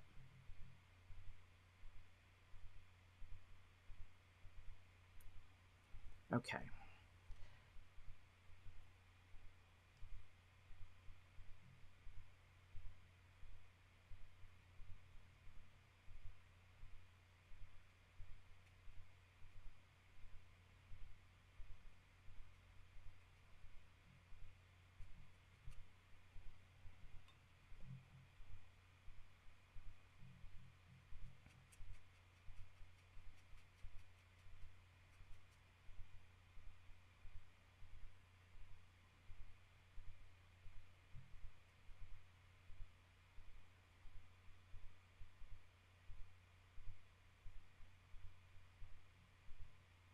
I'm keeping this lighter as it approaches my moon. And here's the bottom of my moon. It's actually right here.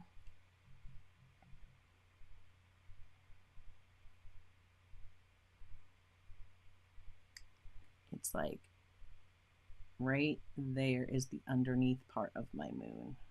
Right there.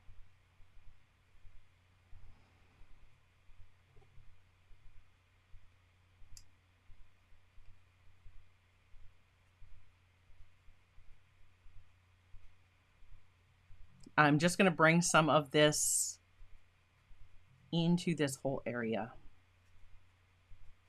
Right? I want that to be cohesive back there.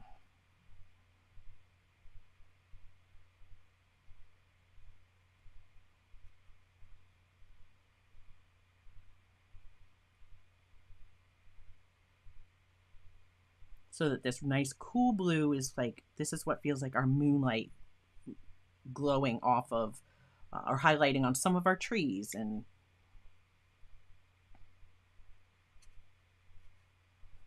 there's a firefly.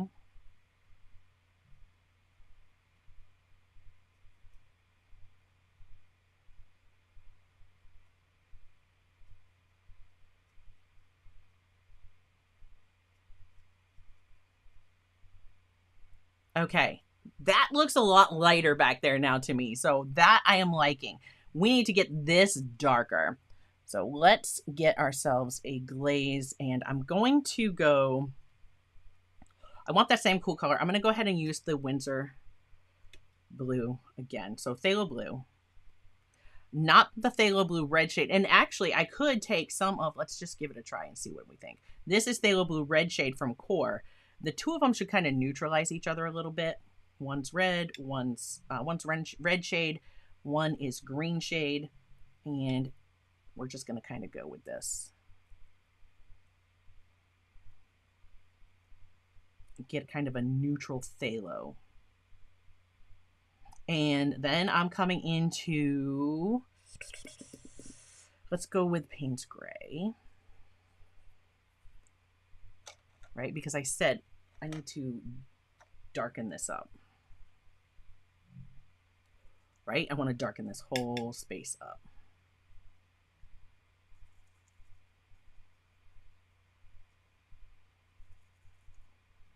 And the phthalo is going to be very transparent. This Payne's Gray has phthalo blue in it already.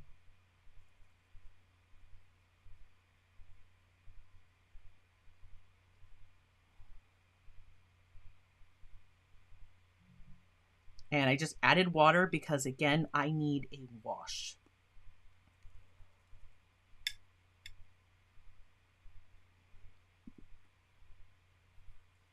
And this is where it gets scary again. Like, I liked how that worked, so I'm fine with that.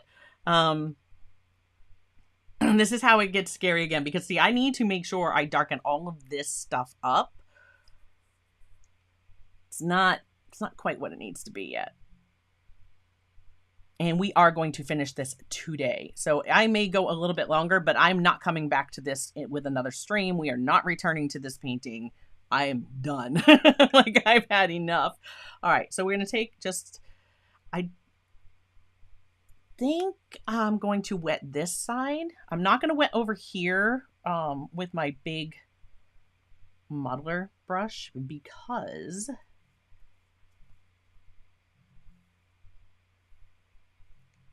I don't want to get blue into the yellow that I've put on that. Again, I'm avoiding my, all right, that's all I want to do. I don't want to put too much on that, because I can see my paint was really thick when I did these branches, so it kind of moved some of that around. It's fine. Wow. Is that scary? It's a little scary.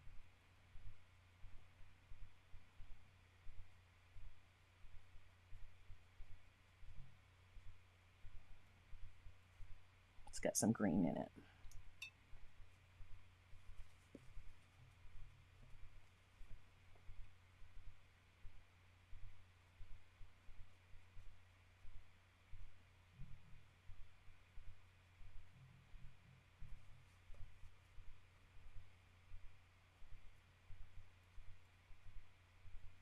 Right? What's at the top is closest to us.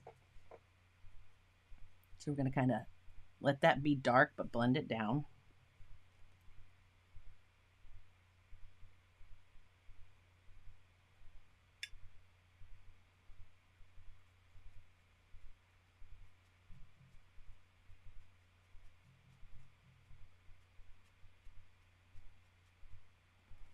If I activate this tree, I keep rinsing my brush because I don't want to pull the brown out here.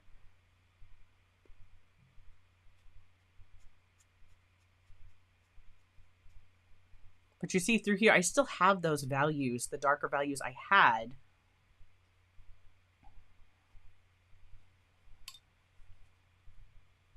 Yeah, pulled a little bit of my green. I'm just lifting.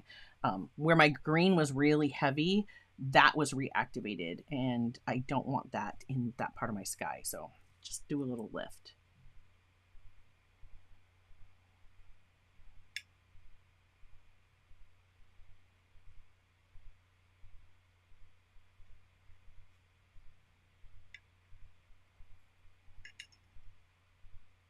going to be brave. I am not going to be afraid to darken this space. Because when I looked at it, I didn't like how light it was. So I just have to keep telling myself,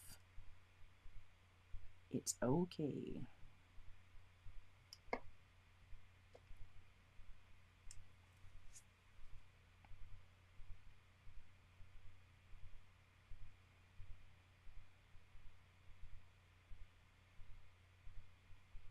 I'm keeping that lighter right there because I want that tree to still look like it's being highlighted from the moon. But we're trying to darken up some of our... Oh, I touched my mushroom.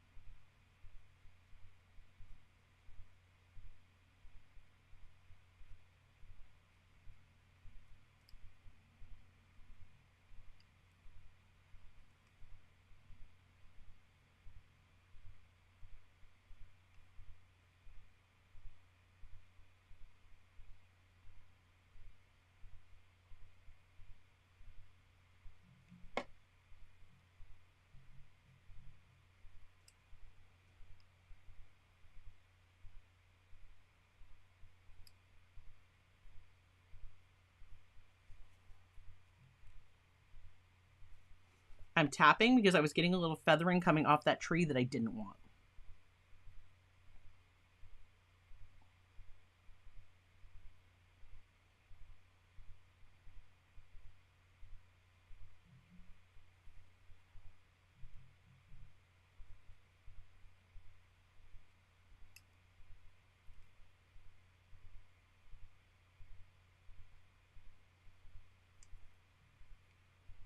Okay, so you're just going to see me keep coming in here and darkening some of this mid area. I need this dark for this to look like it's glowing.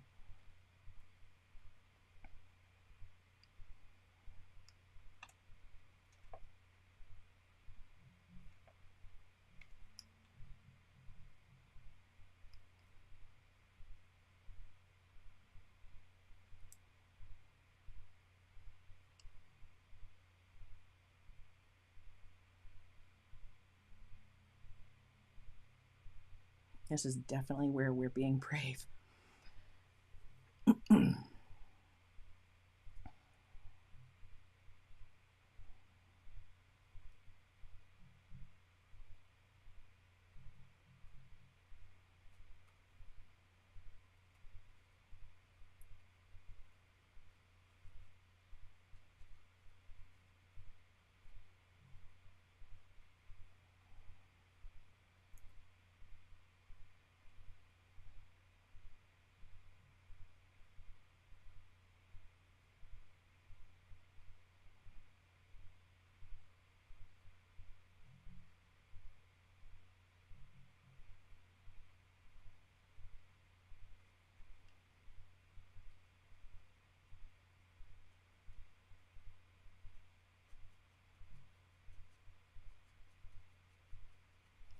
This side isn't really wet yet. So we need to come into this area.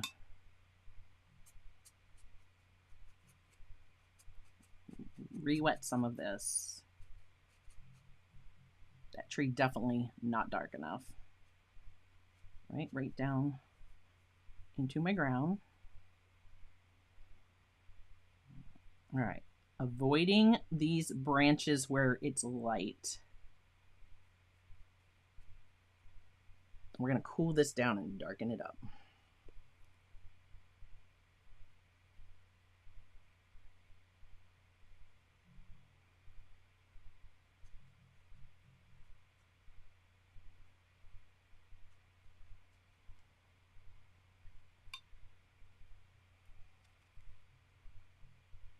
Just softening that edge for the transition where this darker color happens.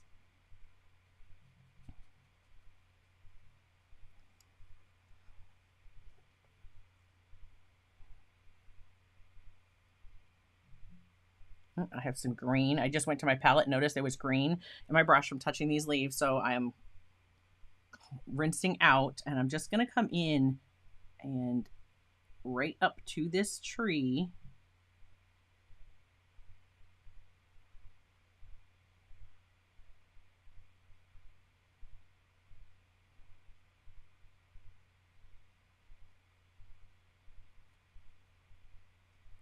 Really darken that back there.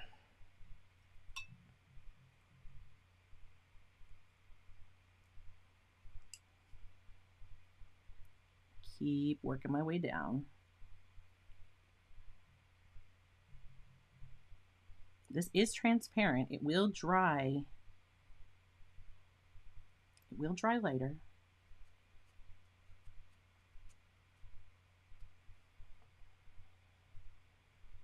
Probably have to mix some more. I never mix enough. But you see, I'm just kind of dabbing. Right? Let's dab that in. I'm going to blend that edge out in a second. So just with a clean brush, I'm wiping this off on my sponge that's up here. I'm going to soften these edges where those colors kind of start to get to where our moon is, because I need that moon to still be bright. Okay, so we were Windsor Blue or Phthalo Blue and Payne's Gray. Lots of Payne's Gray.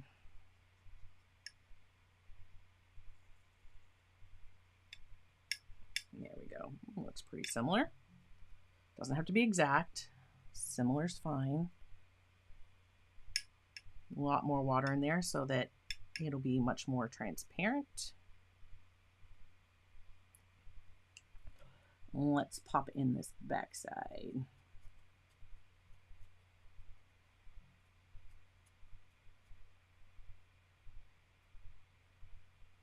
I'm actually going to cover that one up there.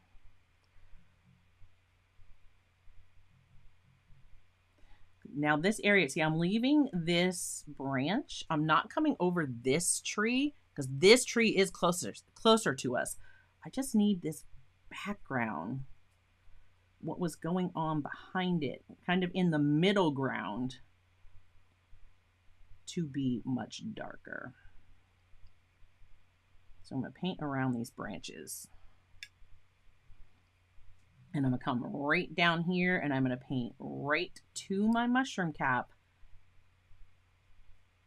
but not over my mushroom. Right? I want to push all this area back further.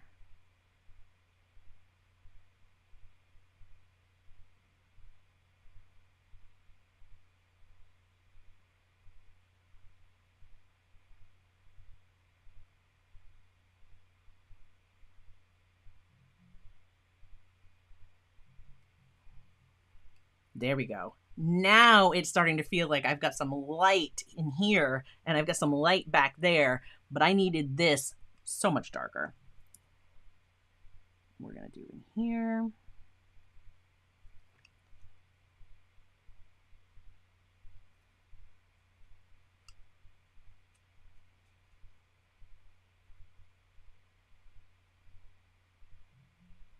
So I'm just using my size 10 round for this. I'm going to come over this whole tree. No, we are finishing it this week. Cadmium Red Falcon. I will stay till 5:30 if I need to. We're really getting close. I just have to do the darkening of this background or middle ground and a little bit on that grass. And then we're going to put our fireflies in and we will be done. No, we're not doing a 5th session. That is definitely not going to happen. I will not be looking forward to streaming if I was doing a 5th session. I think part of it is the whole ADHD. Like it goes, no, I've done this enough. Even if I haven't finished it, it's like I've worked on this long enough and I'm done.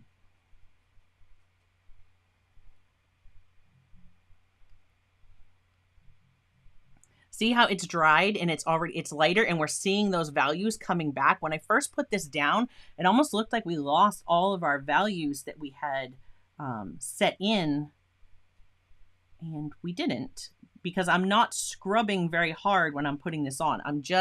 It's very wet. I'm just washing it over.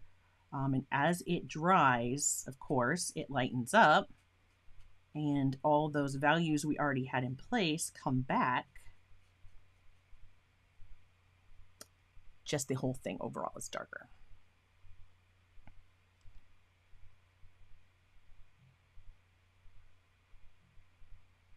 So I want this tree, and I don't mind.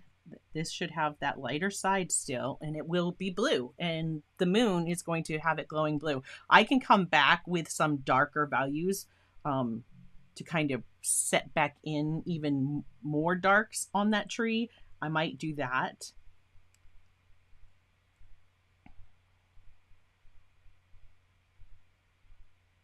Just gonna tap in some more where the leaves are. Right, and again, we're going to darken up here even a little bit more. Then we will rinse our brush, really get that. I am like really drying this on my sponge so that when I come back, I just have a damp brush, and now I can blend and lose that edge, and it will just kind of fade into the rest of the sky. But I want this closer to us, what's feeling like it's through this midsection. Just wanted that so much darker. All right, I'm gonna put some on like grass now. So I'm gonna come behind this mushroom here.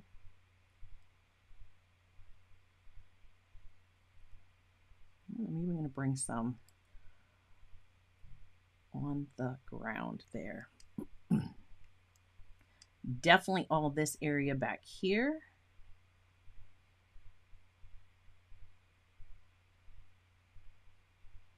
I want to be pushing that much further back.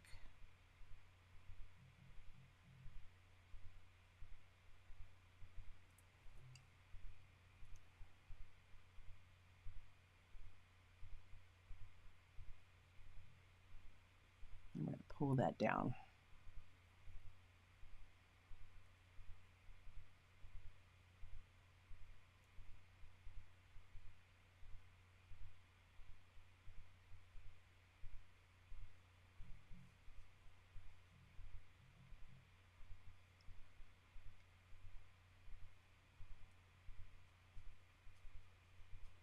Now I have pretty much some dry brush, and I'm just going to let that carry through, because that's going to let me kind of taper off those darker, cooler values and then warm up through here.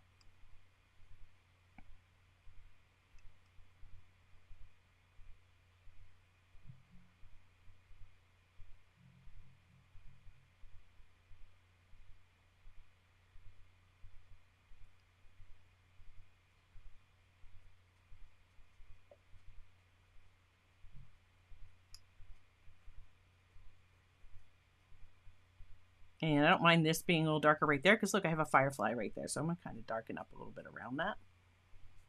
There we go. That's looking so much better. I want a little bit more Payne's gray. All right, now I need to get in here.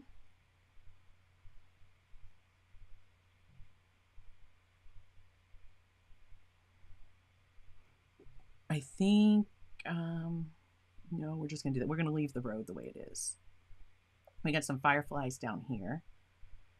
Come around these mushrooms. But I'm gonna start to get some glow. These fireflies under here are glowing, so I'm gonna kind of lose this edge and leave this glowing. But I want this stuff back here. Just lost my little blue mushroom top. He got a little shorter. That's all right. There's another firefly there.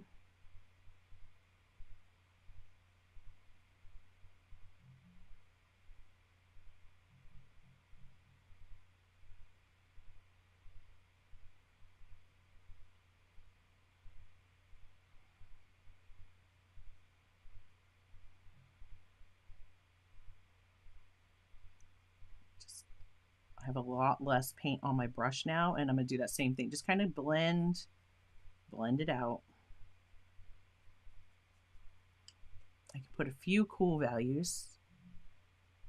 Or there's a firefly right there. We got some fireflies here.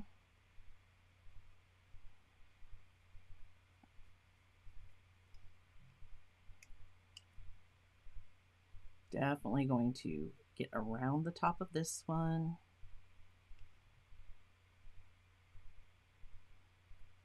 Around this guy. I really want to pull some dark over here.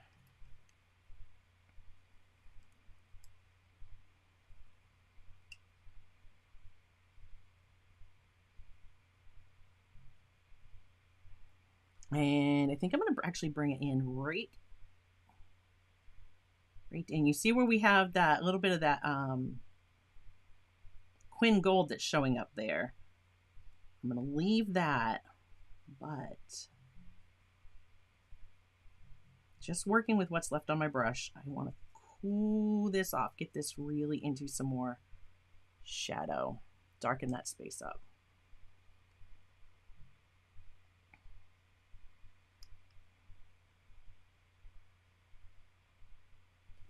All in under here where I didn't have that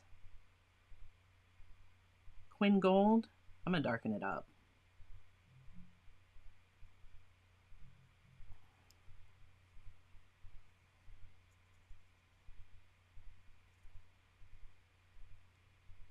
And hopefully this will dry quickly so I can get that masking off.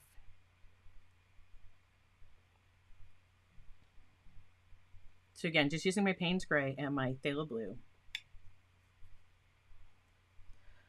I'm going to bring, I think I want to bring, well, let's just see. No, it's fine.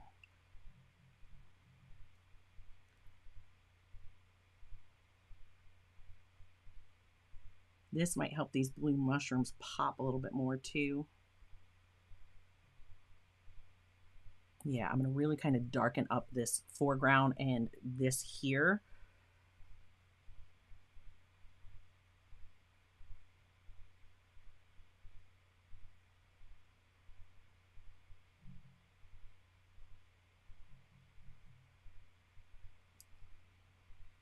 To get that a little more,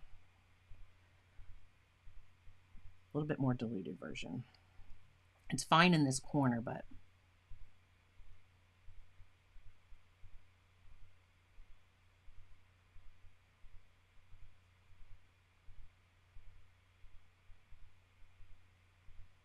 now that's starting to look like it's casting this light.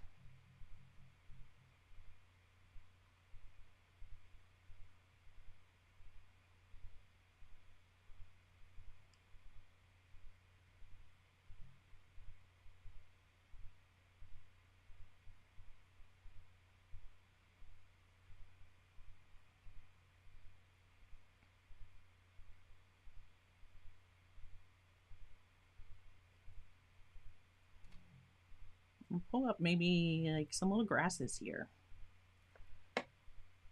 Same here. Just pulling up a little bit of that dark to look like anchor our mushrooms in.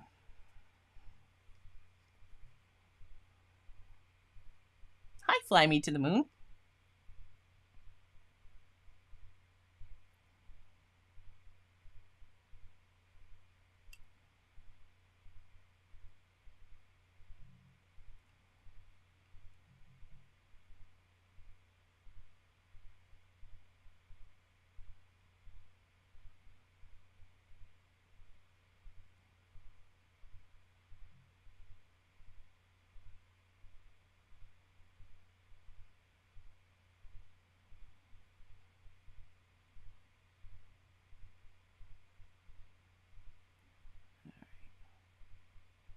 Trying to be careful around my mushrooms.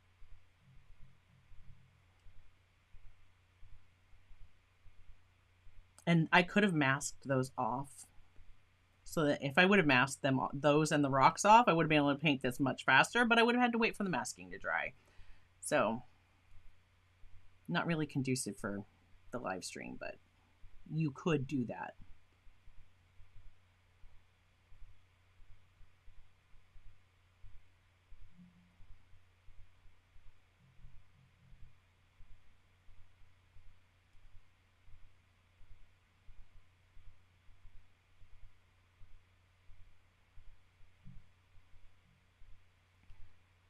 It is my hope that darkening this up will bring some of the light back into the areas of the painting where I want it to look lit.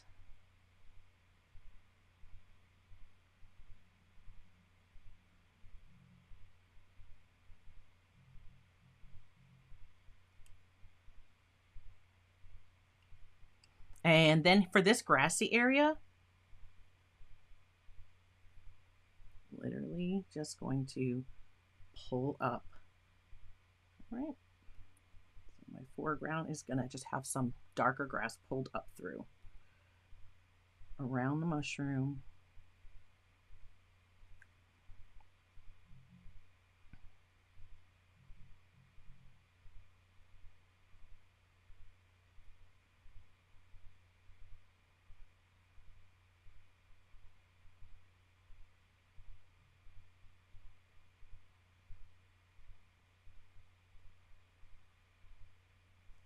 And there we go.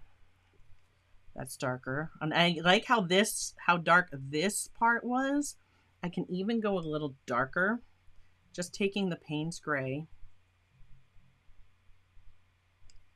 right? And right at the very edge, just to the very edge of the paper. I'm just pulling down a little bit with that Payne's gray.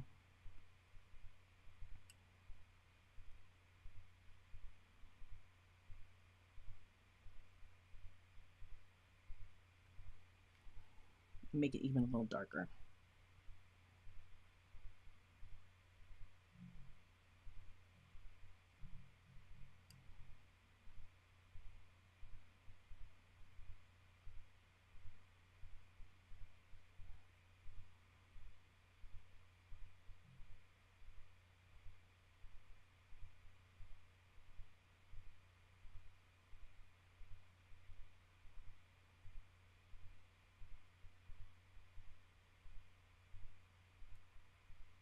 Let's just put a little bit, get some shadows in here.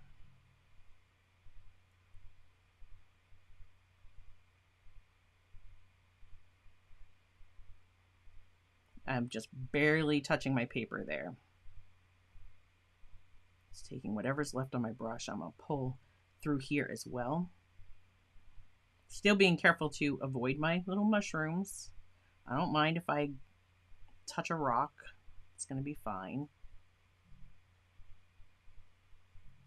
There we go. I like that. Okay. I just need a little bit more on this side. I am going to raise that up a little bit because I need to come in here around my mushroom. Right? This is the darkest corner, or the darkest side of my painting. I don't know what I had there, but it's becoming background now.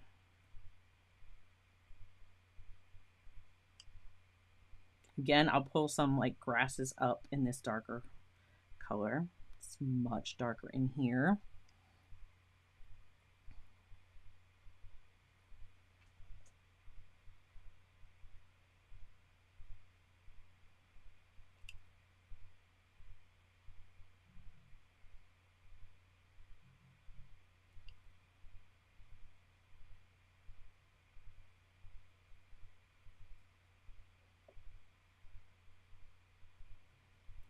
Really darkening that corner.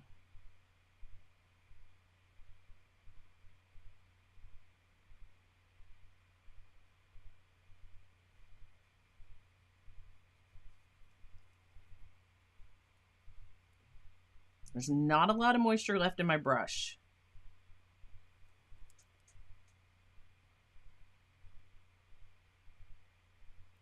Come around these rocks, and then I'm going to let it start again. See, there's a firefly right there. I'm going to again pull some dry brush, just kind of catching the tooth of the paper.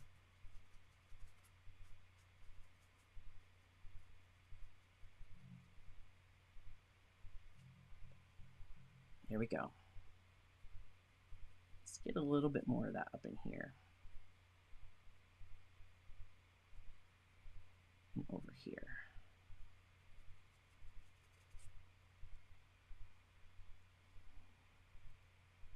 My brush was really dry.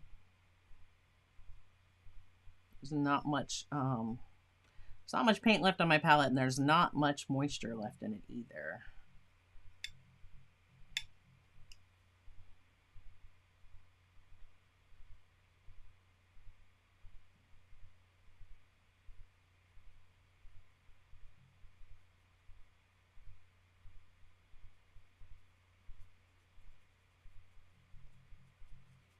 Just kind of letting it skip across. So that Queen Gold is still coming through, but look how much darker it helped me get here.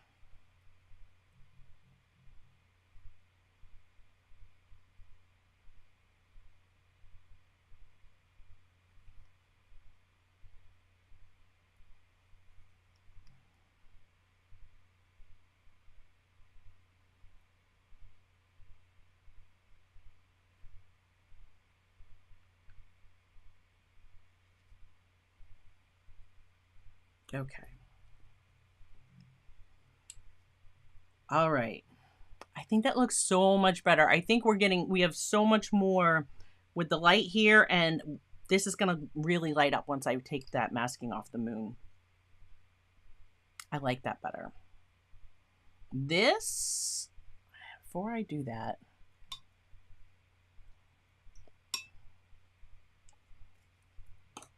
I'm going to take my 6 round. This guy right here.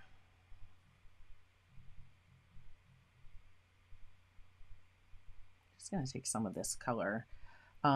It doesn't have those phthalo tones in it. We're just going to come back through and give it some of that. And by darkening that up, it's just going to make our moon pop so much more. Same with this guy. All right, where our tree was, this one here. I don't need to be exact to what I originally had. It doesn't matter. Oh, these guys just kind of come down through.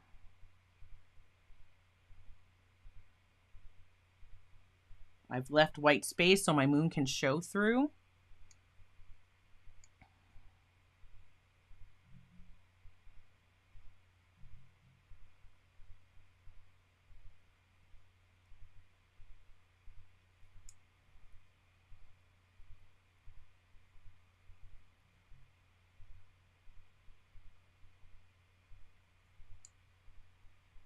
Just bringing a few more darks, not dark by any means, but darker than the other values there. Because I really want to make sure that my lights show.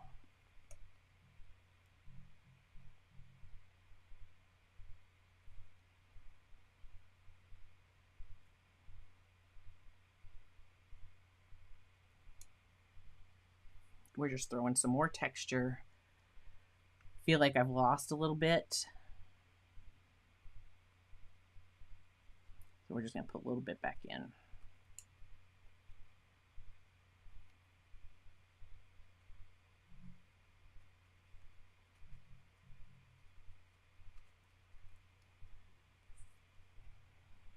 There's like nothing left here. I don't want to mix more because I really don't need it.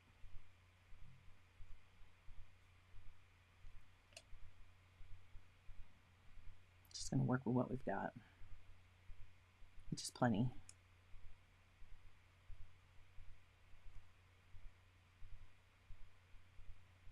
I don't know why I have that big tree that's right there, but I do.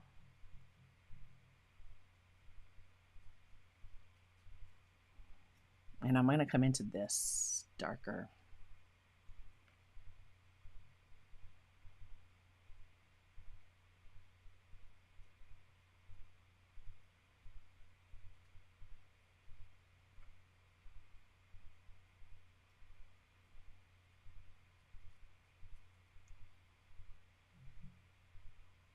I remember what this was. At this point, it's palette mud. But we're going to use it.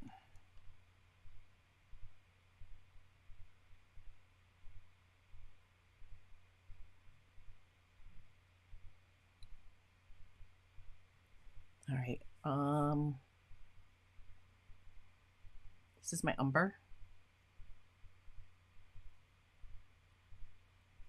Umber. Payne's Gray.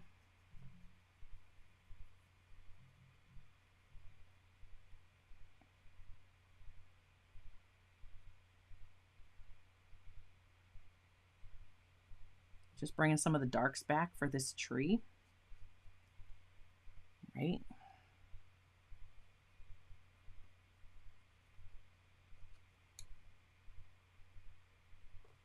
Get a little bit more Payne's Gray. This is really dry. There we go.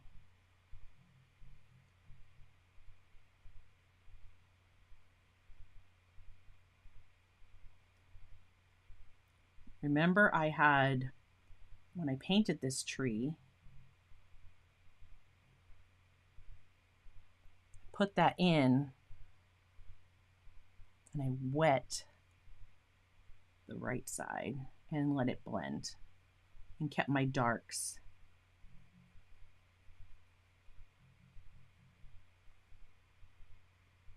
more to the left, right? Because I still want that tree to catch some glow from the moonlight. So we're still going to have that. A little darker in the crotch of the tree. Same here. Oh, we'll darken up that one back there too.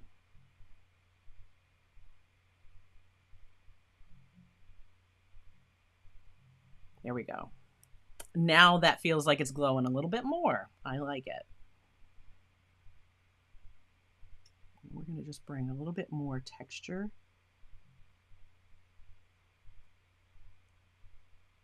This is part of this tree, and I want it to look like that bark is still there.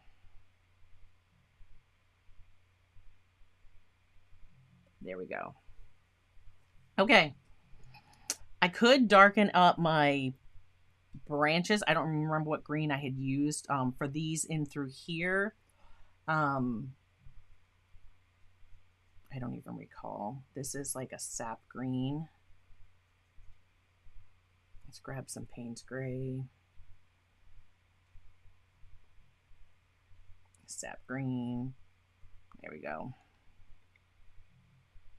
Good enough. Because we see these and they're like in front and I had lost a little bit of that. Same with the ones that I had back here. I'm just dabbing. I don't know if they're exactly how they were before. Doesn't matter. Right? I can see that there was one here. Like kind of lower branches regrowing on this massive tree. While I have these darks, I'll just throw a few more darks in up here.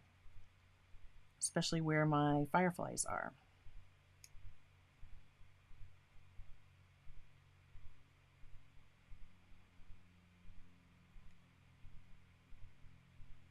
Right up to the edge of that tree. But leave that highlight. Look at that. Okay. Now hopefully we've fiddled with enough of the other little things that will let, and I have to do here last. It's still a little damp. If I use my hair dry or my heat tool on it, I risk hurting this masking even more, but I need to get it dry so we can pull it off and put in our fireflies because then we are done. I'm really loving the glow in here and we're gonna have to get some fireflies. So let me clean this off because we're going to mix up what we're gonna do for our fireflies. I don't know what Lou is cooking, but it smells delicious. Like all of a sudden I can smell food is cooking. Food is cooking somewhere in the house. Okay. Most likely in the kitchen. It doesn't smell like the grill. All right. So, for our fireflies, I want a gorgeous luminosity. I can use PY150. This one here, right? Look at how bold and bright that is. Like, wow. That's the same color that's in our Quinn Gold right here. The only difference is this has a little bit of PO48, the Quinn Burnt Orange in it. So we're going to use those. And I have some Dr. P.H. Martin's Bleed Proof White right here. There's a little bit of blue right there. I'm going to avoid that because, of course, I don't want to make green. Oh, see, Lou says, yep, something's cooking. No, Joseph, you did not miss the masking coming off. It is about to come off. This is still, I can feel it's still very cool to the touch. I don't want to risk, where's my Tombow Mono? Okay. I don't want to risk putting heat to this. This masking, this is the big test. This masking has been on for 4 weeks. Is it going to just easily come off and not damage our paper? Will we be able to paint our fireflies? Stay tuned next week to find out. No, I'm kidding. I'm just kidding. We're going to find out right now. Let's start. Ooh, look at that. Look at that. I'm using my, I could use a cement pickup, like one of these. I don't think I need to do that. Maybe on the moon. But for all my little tiny fireflies, I can just use my Tombow Mono Zero. Look at how easy that is coming off. So guys, if you questioned PBO masking fluid before, this has been on here for 4 weeks. 4 weeks. No problems. I just have to find them all. And it's coming off. Like, I am not needing to scrub. It's just coming right off. I know that my caps have them. I'll get those in a minute. I just want to get our fireflies undone here. Oh my gosh, they're gonna look so good.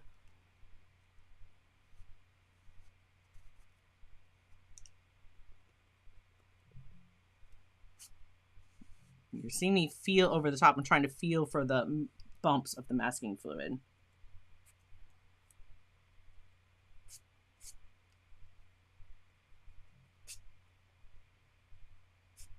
So yeah, 4 weeks, no problems.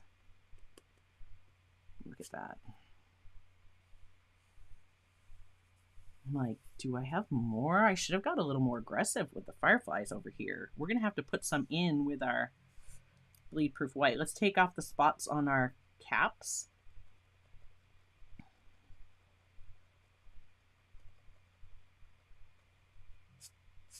Look at that.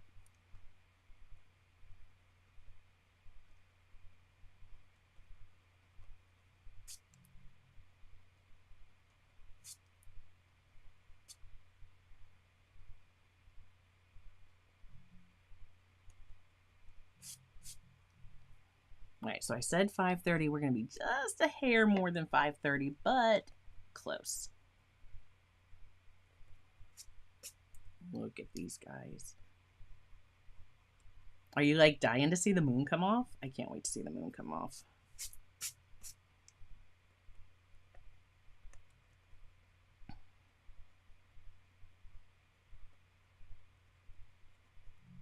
I've never had a problem. I have left PBO masking fluid on paper for longer than 4 weeks before. Yeah, it came off without any problems. That's one of the reasons why it is my favorite. I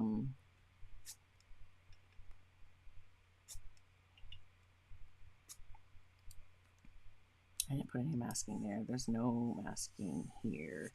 We definitely have a lot of fireflies in our... There's none there. We have it up here in our tree.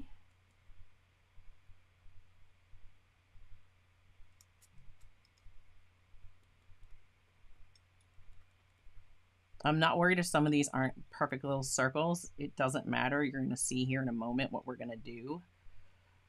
We have a little cluster of fireflies up there. Okay. Ready for the moon? Let's do the moon.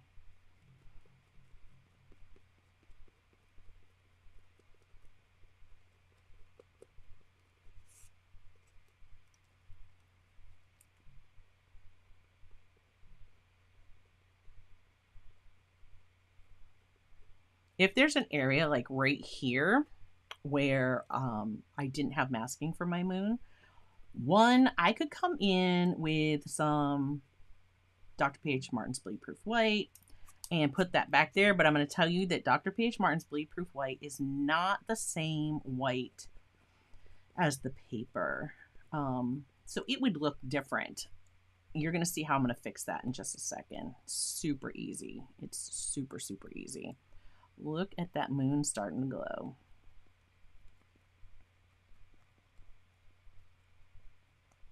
See, this is where for the bigger area, instead of using my little mono eraser, I could just grab my little pickup and pull this up. Now, there are a few spots on my moon because there wasn't any masking, and that does not matter because look at that moon glowing. That doesn't matter because we're going to put some shadows on our moon to make it look more natural. Okay. So let's start. I have my Firefly stuff here, but let's start with our moon, just so I can get that part done. So I have my phthalo blue.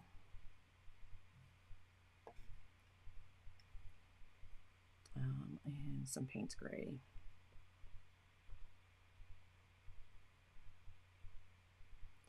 Right, we have the Payne's gray. Now the reason I'm doing that Payne's gray there,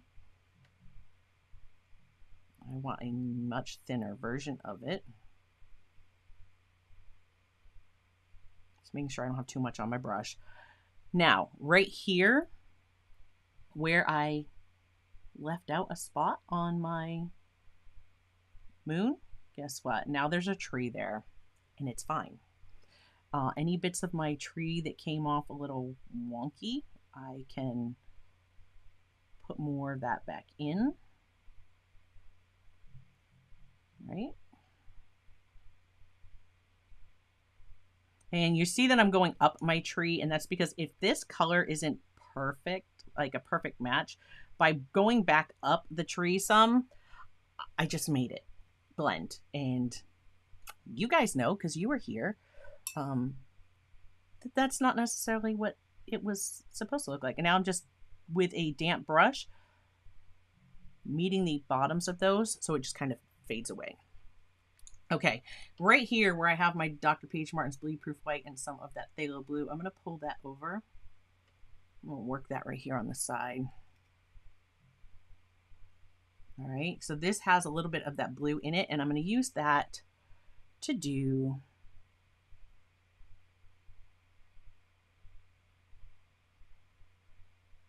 a little bit of extra work on my moon. I'm going to come into some of these spaces. I don't like those harsh marks. Right.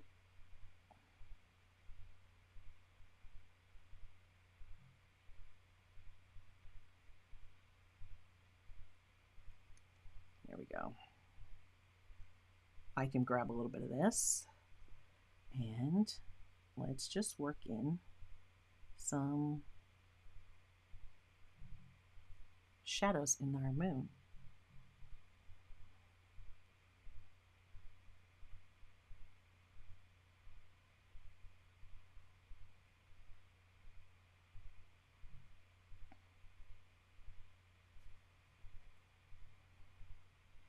It's like really glowing. You guys can't really see the details right now.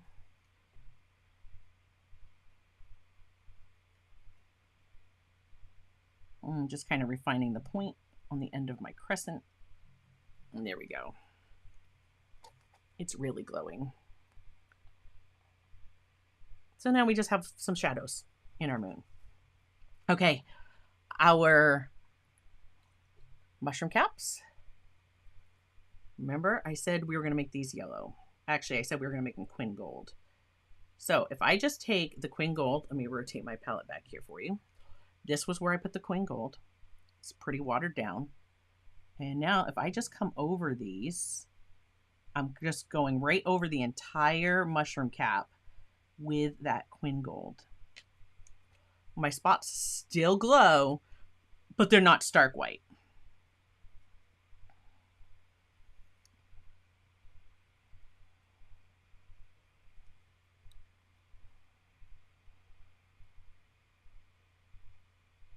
Yeah, there's going to be more fireflies on the left. Apparently, when I masked it, I didn't get carried away, which is strange. Usually I just get carried away with the masking. Oh, I need Quin Gold. Quin Gold. And we're just going to, again, with the gold, go over those. Keep those spots warm. We don't want them that stark white of the paper. There we go. And there we go. Okay. Let's pull a little bit of that gold into here, right? Especially this one. Again, we already had done gold. All right. So now our Dr. P.H. Martin's Bleed Proof White. I have some on my palette right here. It's dried. I'm just re-wetting that. And I'm going to bring some of that over here in with these colors. Now it's not white, it is yellow. These areas where I had that stark white, I'm going to come around them and then I'm going to dab and lift. Now there's a glow around them. Okay, so one more time. I have some Dr. P.H. Martin's Bleed Proof White. I have my PY150 and my Quin Gold. So basically PY150 with just the tiniest touch of PO48 in it. We want to go around our circle. I'm going to even covering my circle, right? So if we go around our circle, we take our tissue, press and lift, and now it's glowing. We're going to do that. Let me grab one that's not all kinds of funky colors. That's why I said it doesn't matter if your little circles are perfect. I'm going to press and lift. What I'm doing is I'm making the white part where it was white yellow, but we're going to come back and we're going to brighten it up in a little bit. Right? I'm just giving them all a glow. And the Dr. P.H. Martin's Bleed Proof White is opaque. So even when I dab and lift, I'm still going to have some of that opacity left behind to make the little glow that's coming off our fireflies. You can make some bigger than others. It's fine.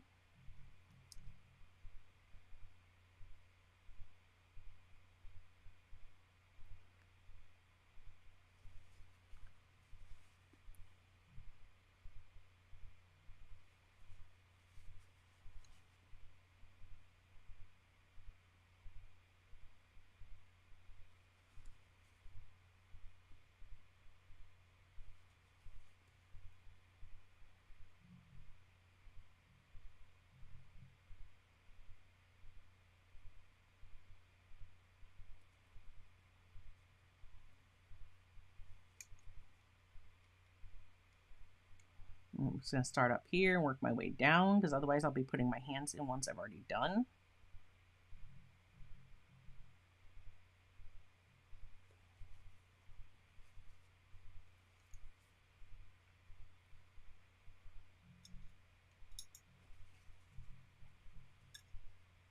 I made that one a little big. He's really shining.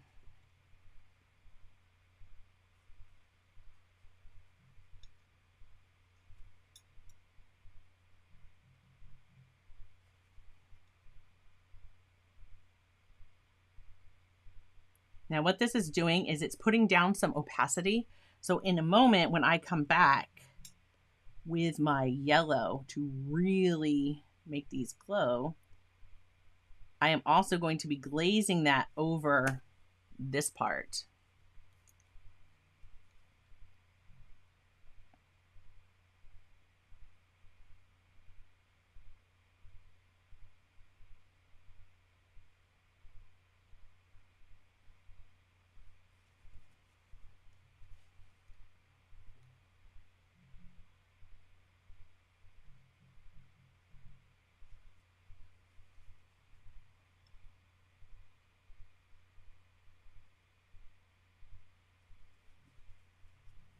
I'm just gonna rinse that out. It was looking like I was picking up a little bit of the brown. Bringing some more of the white over, more of the yellow.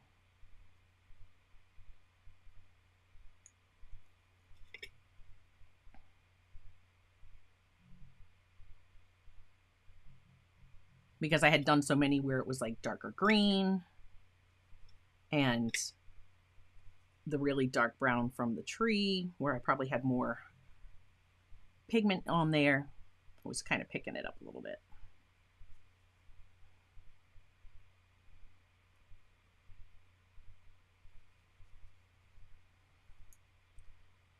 Those of you who are on the patrons or channel members on the community tier or higher, we will have live chat tomorrow on Discord at 10:30.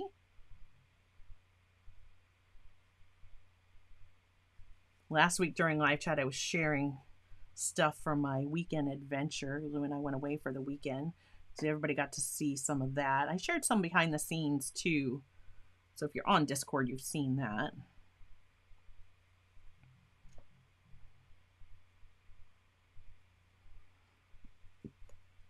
Thanks, George. George said, great job with the moon.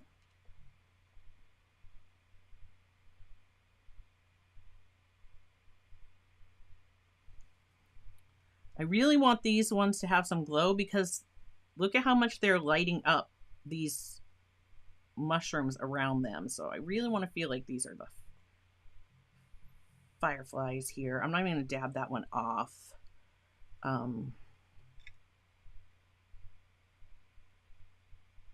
It seems like it was losing a little bit of its inside.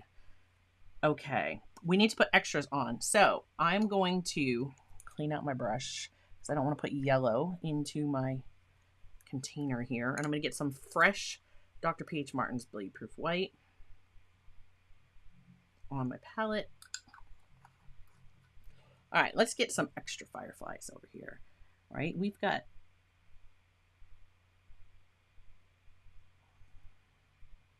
mushrooms that are just going like that works. We've got those two. That's going to work.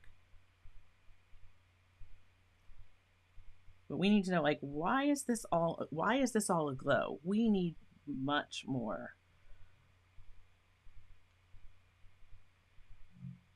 Maybe there's one in here. We need to have some up here because how would this be glowing? I'm not putting any back here because, see, I didn't have any light there, just under these mushrooms.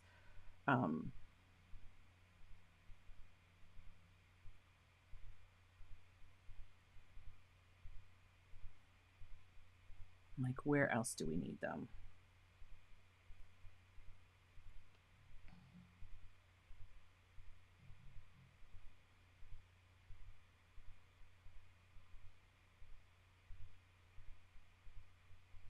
I just want to pull a little extra light into that blue. So see, these dots, of course, don't have this glow around them. I will come back over those again.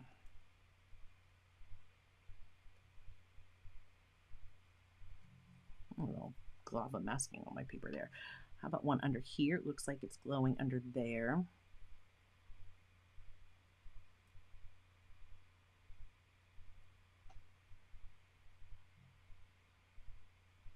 All right.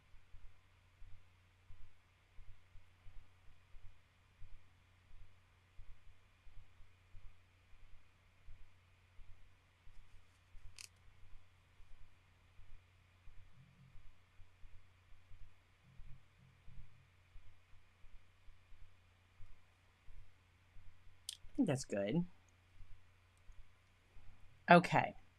So all through here where our tree is like all lit up, we've got our mushrooms and our fireflies. So we want to now, let me take this with the yellow and the Dr. Peach Martin's Bleed Proof White. And let's give these a little bit of glow. Come around that outside edge. Lift that off again.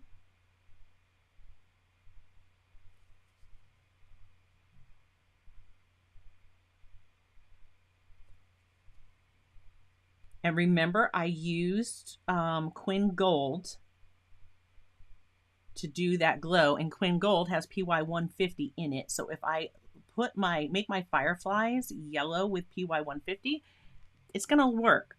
That's casting that light on that tree, because that same yellow is in the Quinn Gold. And there we go.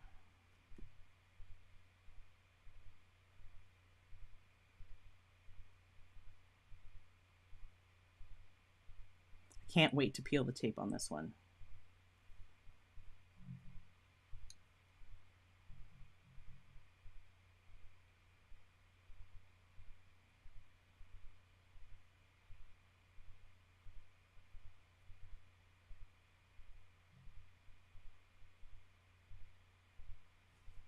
A couple more.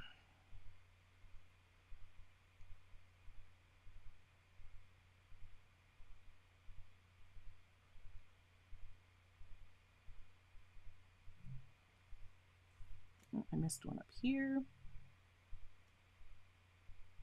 I think I got them all on that side. Brush is getting really dry.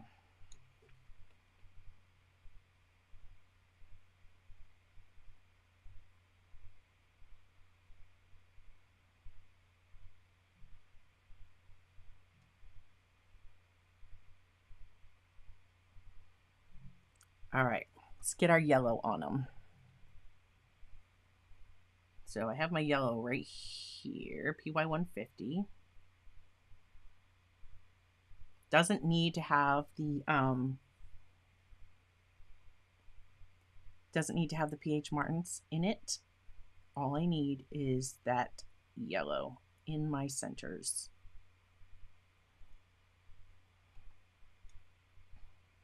See, I said I started up top there so I wouldn't put my hands in them last time, and then I started down here. I was too excited to make them yellow.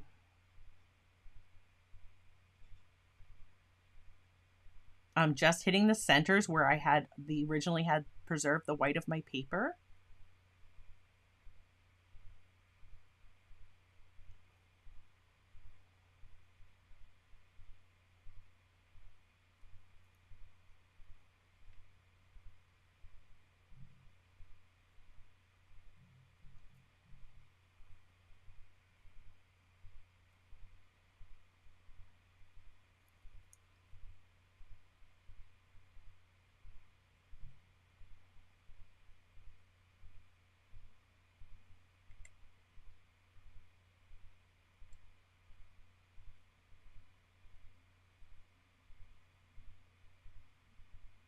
Start at the top.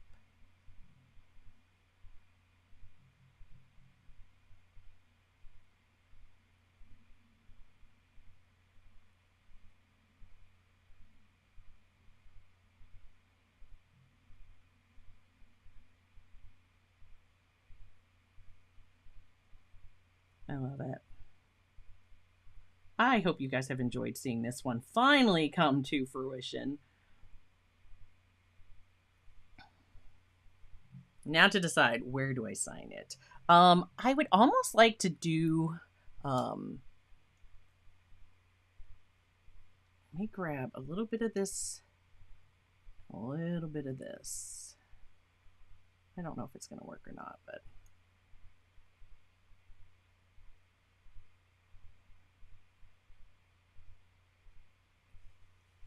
I don't think I like it. I wanted some of these to glow, and I don't think I like, I don't know.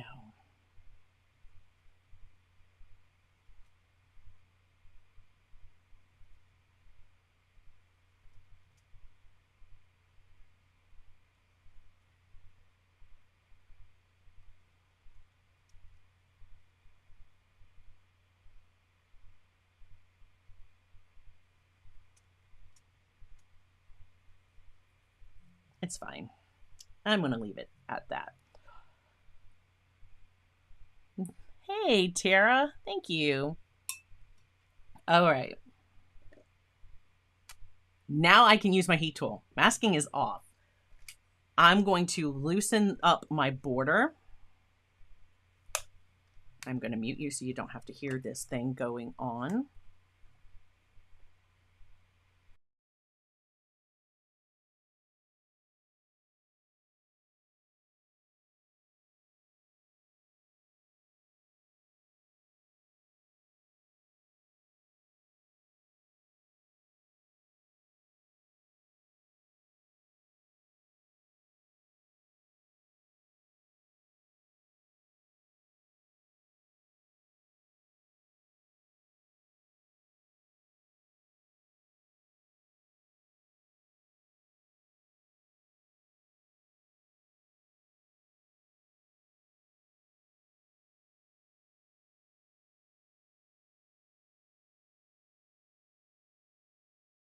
Okay, so the reason I did that is because this masking or this washi tape has been on here for 4 weeks.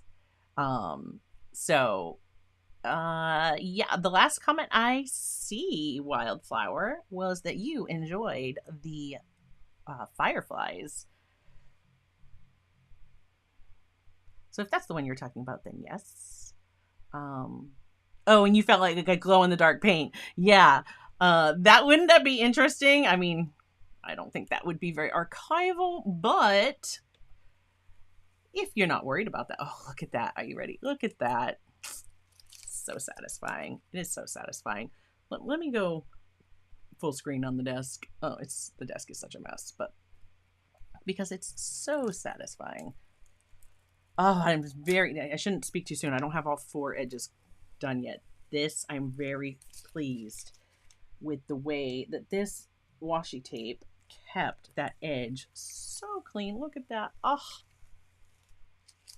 I like it. I'm liking it so much more. It definitely needed darkening through the middle ground. Definitely for us to feel like we had some glow up front and get that luminosity back there. I think I'm going to sign. I don't know if I want to sign him here or here. I don't want to sign in white, so I think I'm going to sign over here.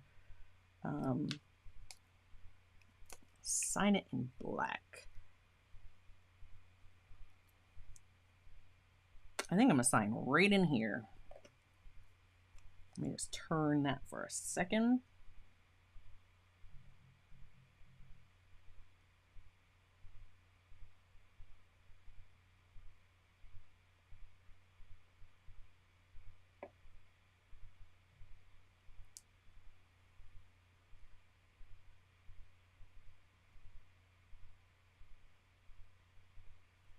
There. I like the signature to kind of disappear. It's there. You can find it, but it's definitely not detracting from this one. So it's right there. It's kind of hard to see it, but it's there. I don't know. Maybe I'll have to go over it with, I don't know. It's there. It is what it is now. It's in there. It's like, it is kind of hard to see now that everything's kind of dry and settled in, but it is signed. I can always sign it on the back as well. Because yeah, this is one that might end up for sale in my shop. I don't know if you guys have noticed, but when I was on the main page, we do have a new website. The old one is getting ready to go away. Let's just remove this from the block. And wait till you see. I put so much water on this over the course of this painting. And wait till you see how well. I can already tell before I take out. And I don't even have that pucker here. I don't even have the pucker here that you get sometimes where it's not connected because I taped it down. So yeah, this may be one that goes up for sale on our new website because I will have the ability to have my original artwork for sale over there. So that is something that is coming. Was I removing 2 at once? This is the first page I've taken off this block, so I'm just trying to be nice and careful. Obviously, I don't want to ruin my painting at this point. Okay. Oh, there she is.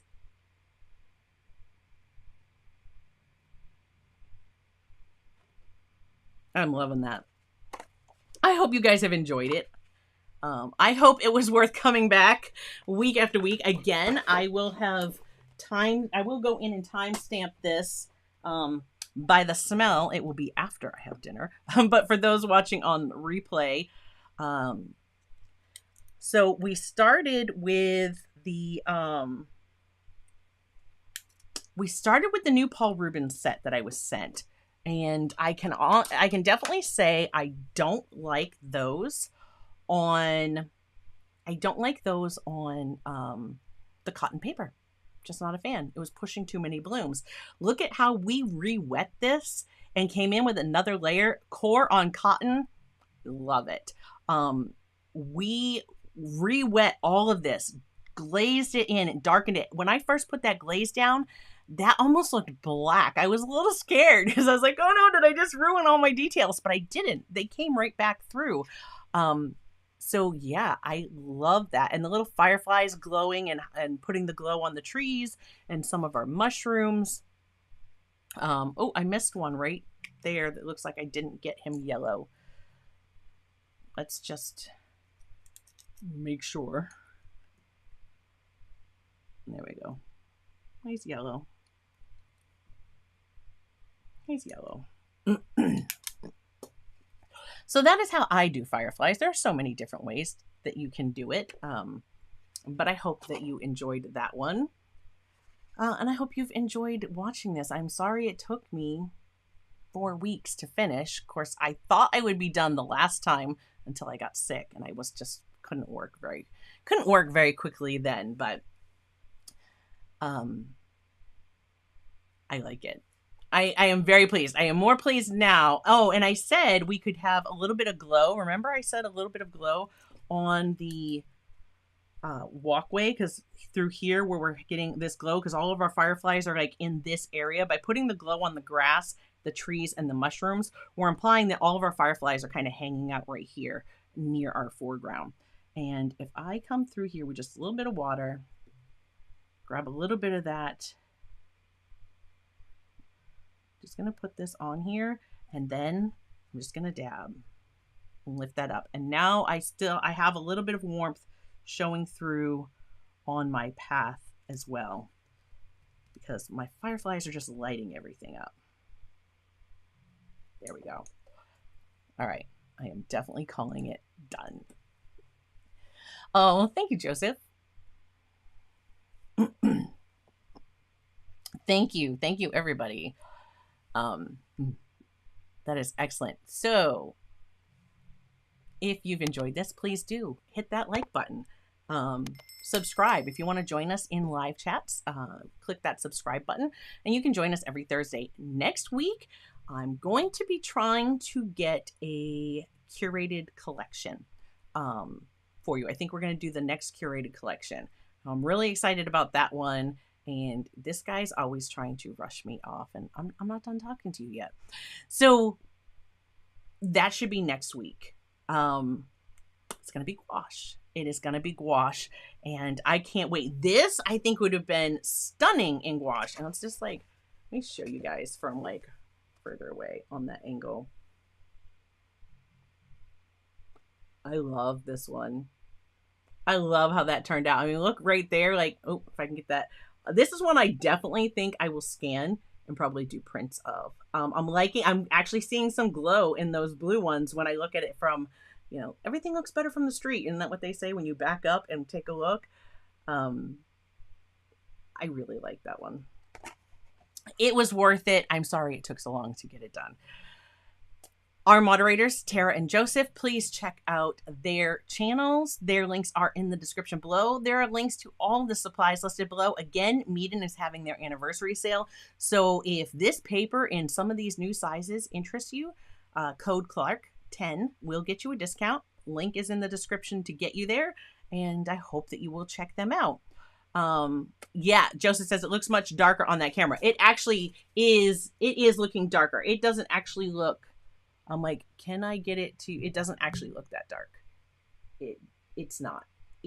I mean, I love the way that this looks right here. Like, I love the darkness that's back here. What you're seeing when we were here That's looking a little lighter, a little washed out from what it actually is, but it's closer to this than what you saw when I did this. So yeah, there's that. So yeah, huge thank you to all patrons. Again, we are going to have live chat tomorrow. I will see you over there on Discord. If you were gifted a membership today, I hope you'll consider connecting to us on Discord. There is so much there for you. And then what else? 1 week from tomorrow is the next studio hangout. And that is for creator and studio members. So creator and studio members, we are going to be, it's an annual thing we do in September. So I hope you guys will join us for that. Yes, studio hangout next week. So I can't wait. And any details are going to be on Discord. I think that's everything. Thank you so much for your patience in completing this one. Especially after I was sick. That was not good. I thought I was going to have to run away without saying goodbye, because I was definitely not well last week or the last stream. But anyway, it all worked out. It's wonderful. I love this painting. And I think after I walk away, when I come back, say tomorrow, I'm probably going to love it even more. I hope you enjoy it. If you give this one a go, please share it and tag me, because I would love to see your version of this, this painting. So yeah, without further ado, I will pop another video up right about there. For those of you who are watching on the replay, again, I'm going to go back and do all of the links. But if you're watching at this point, this is old news. The chapters, so you can quickly navigate through. Yeah. Until next time, my friends, keep creating, and I will see you next week with some gouache. Bye, guys.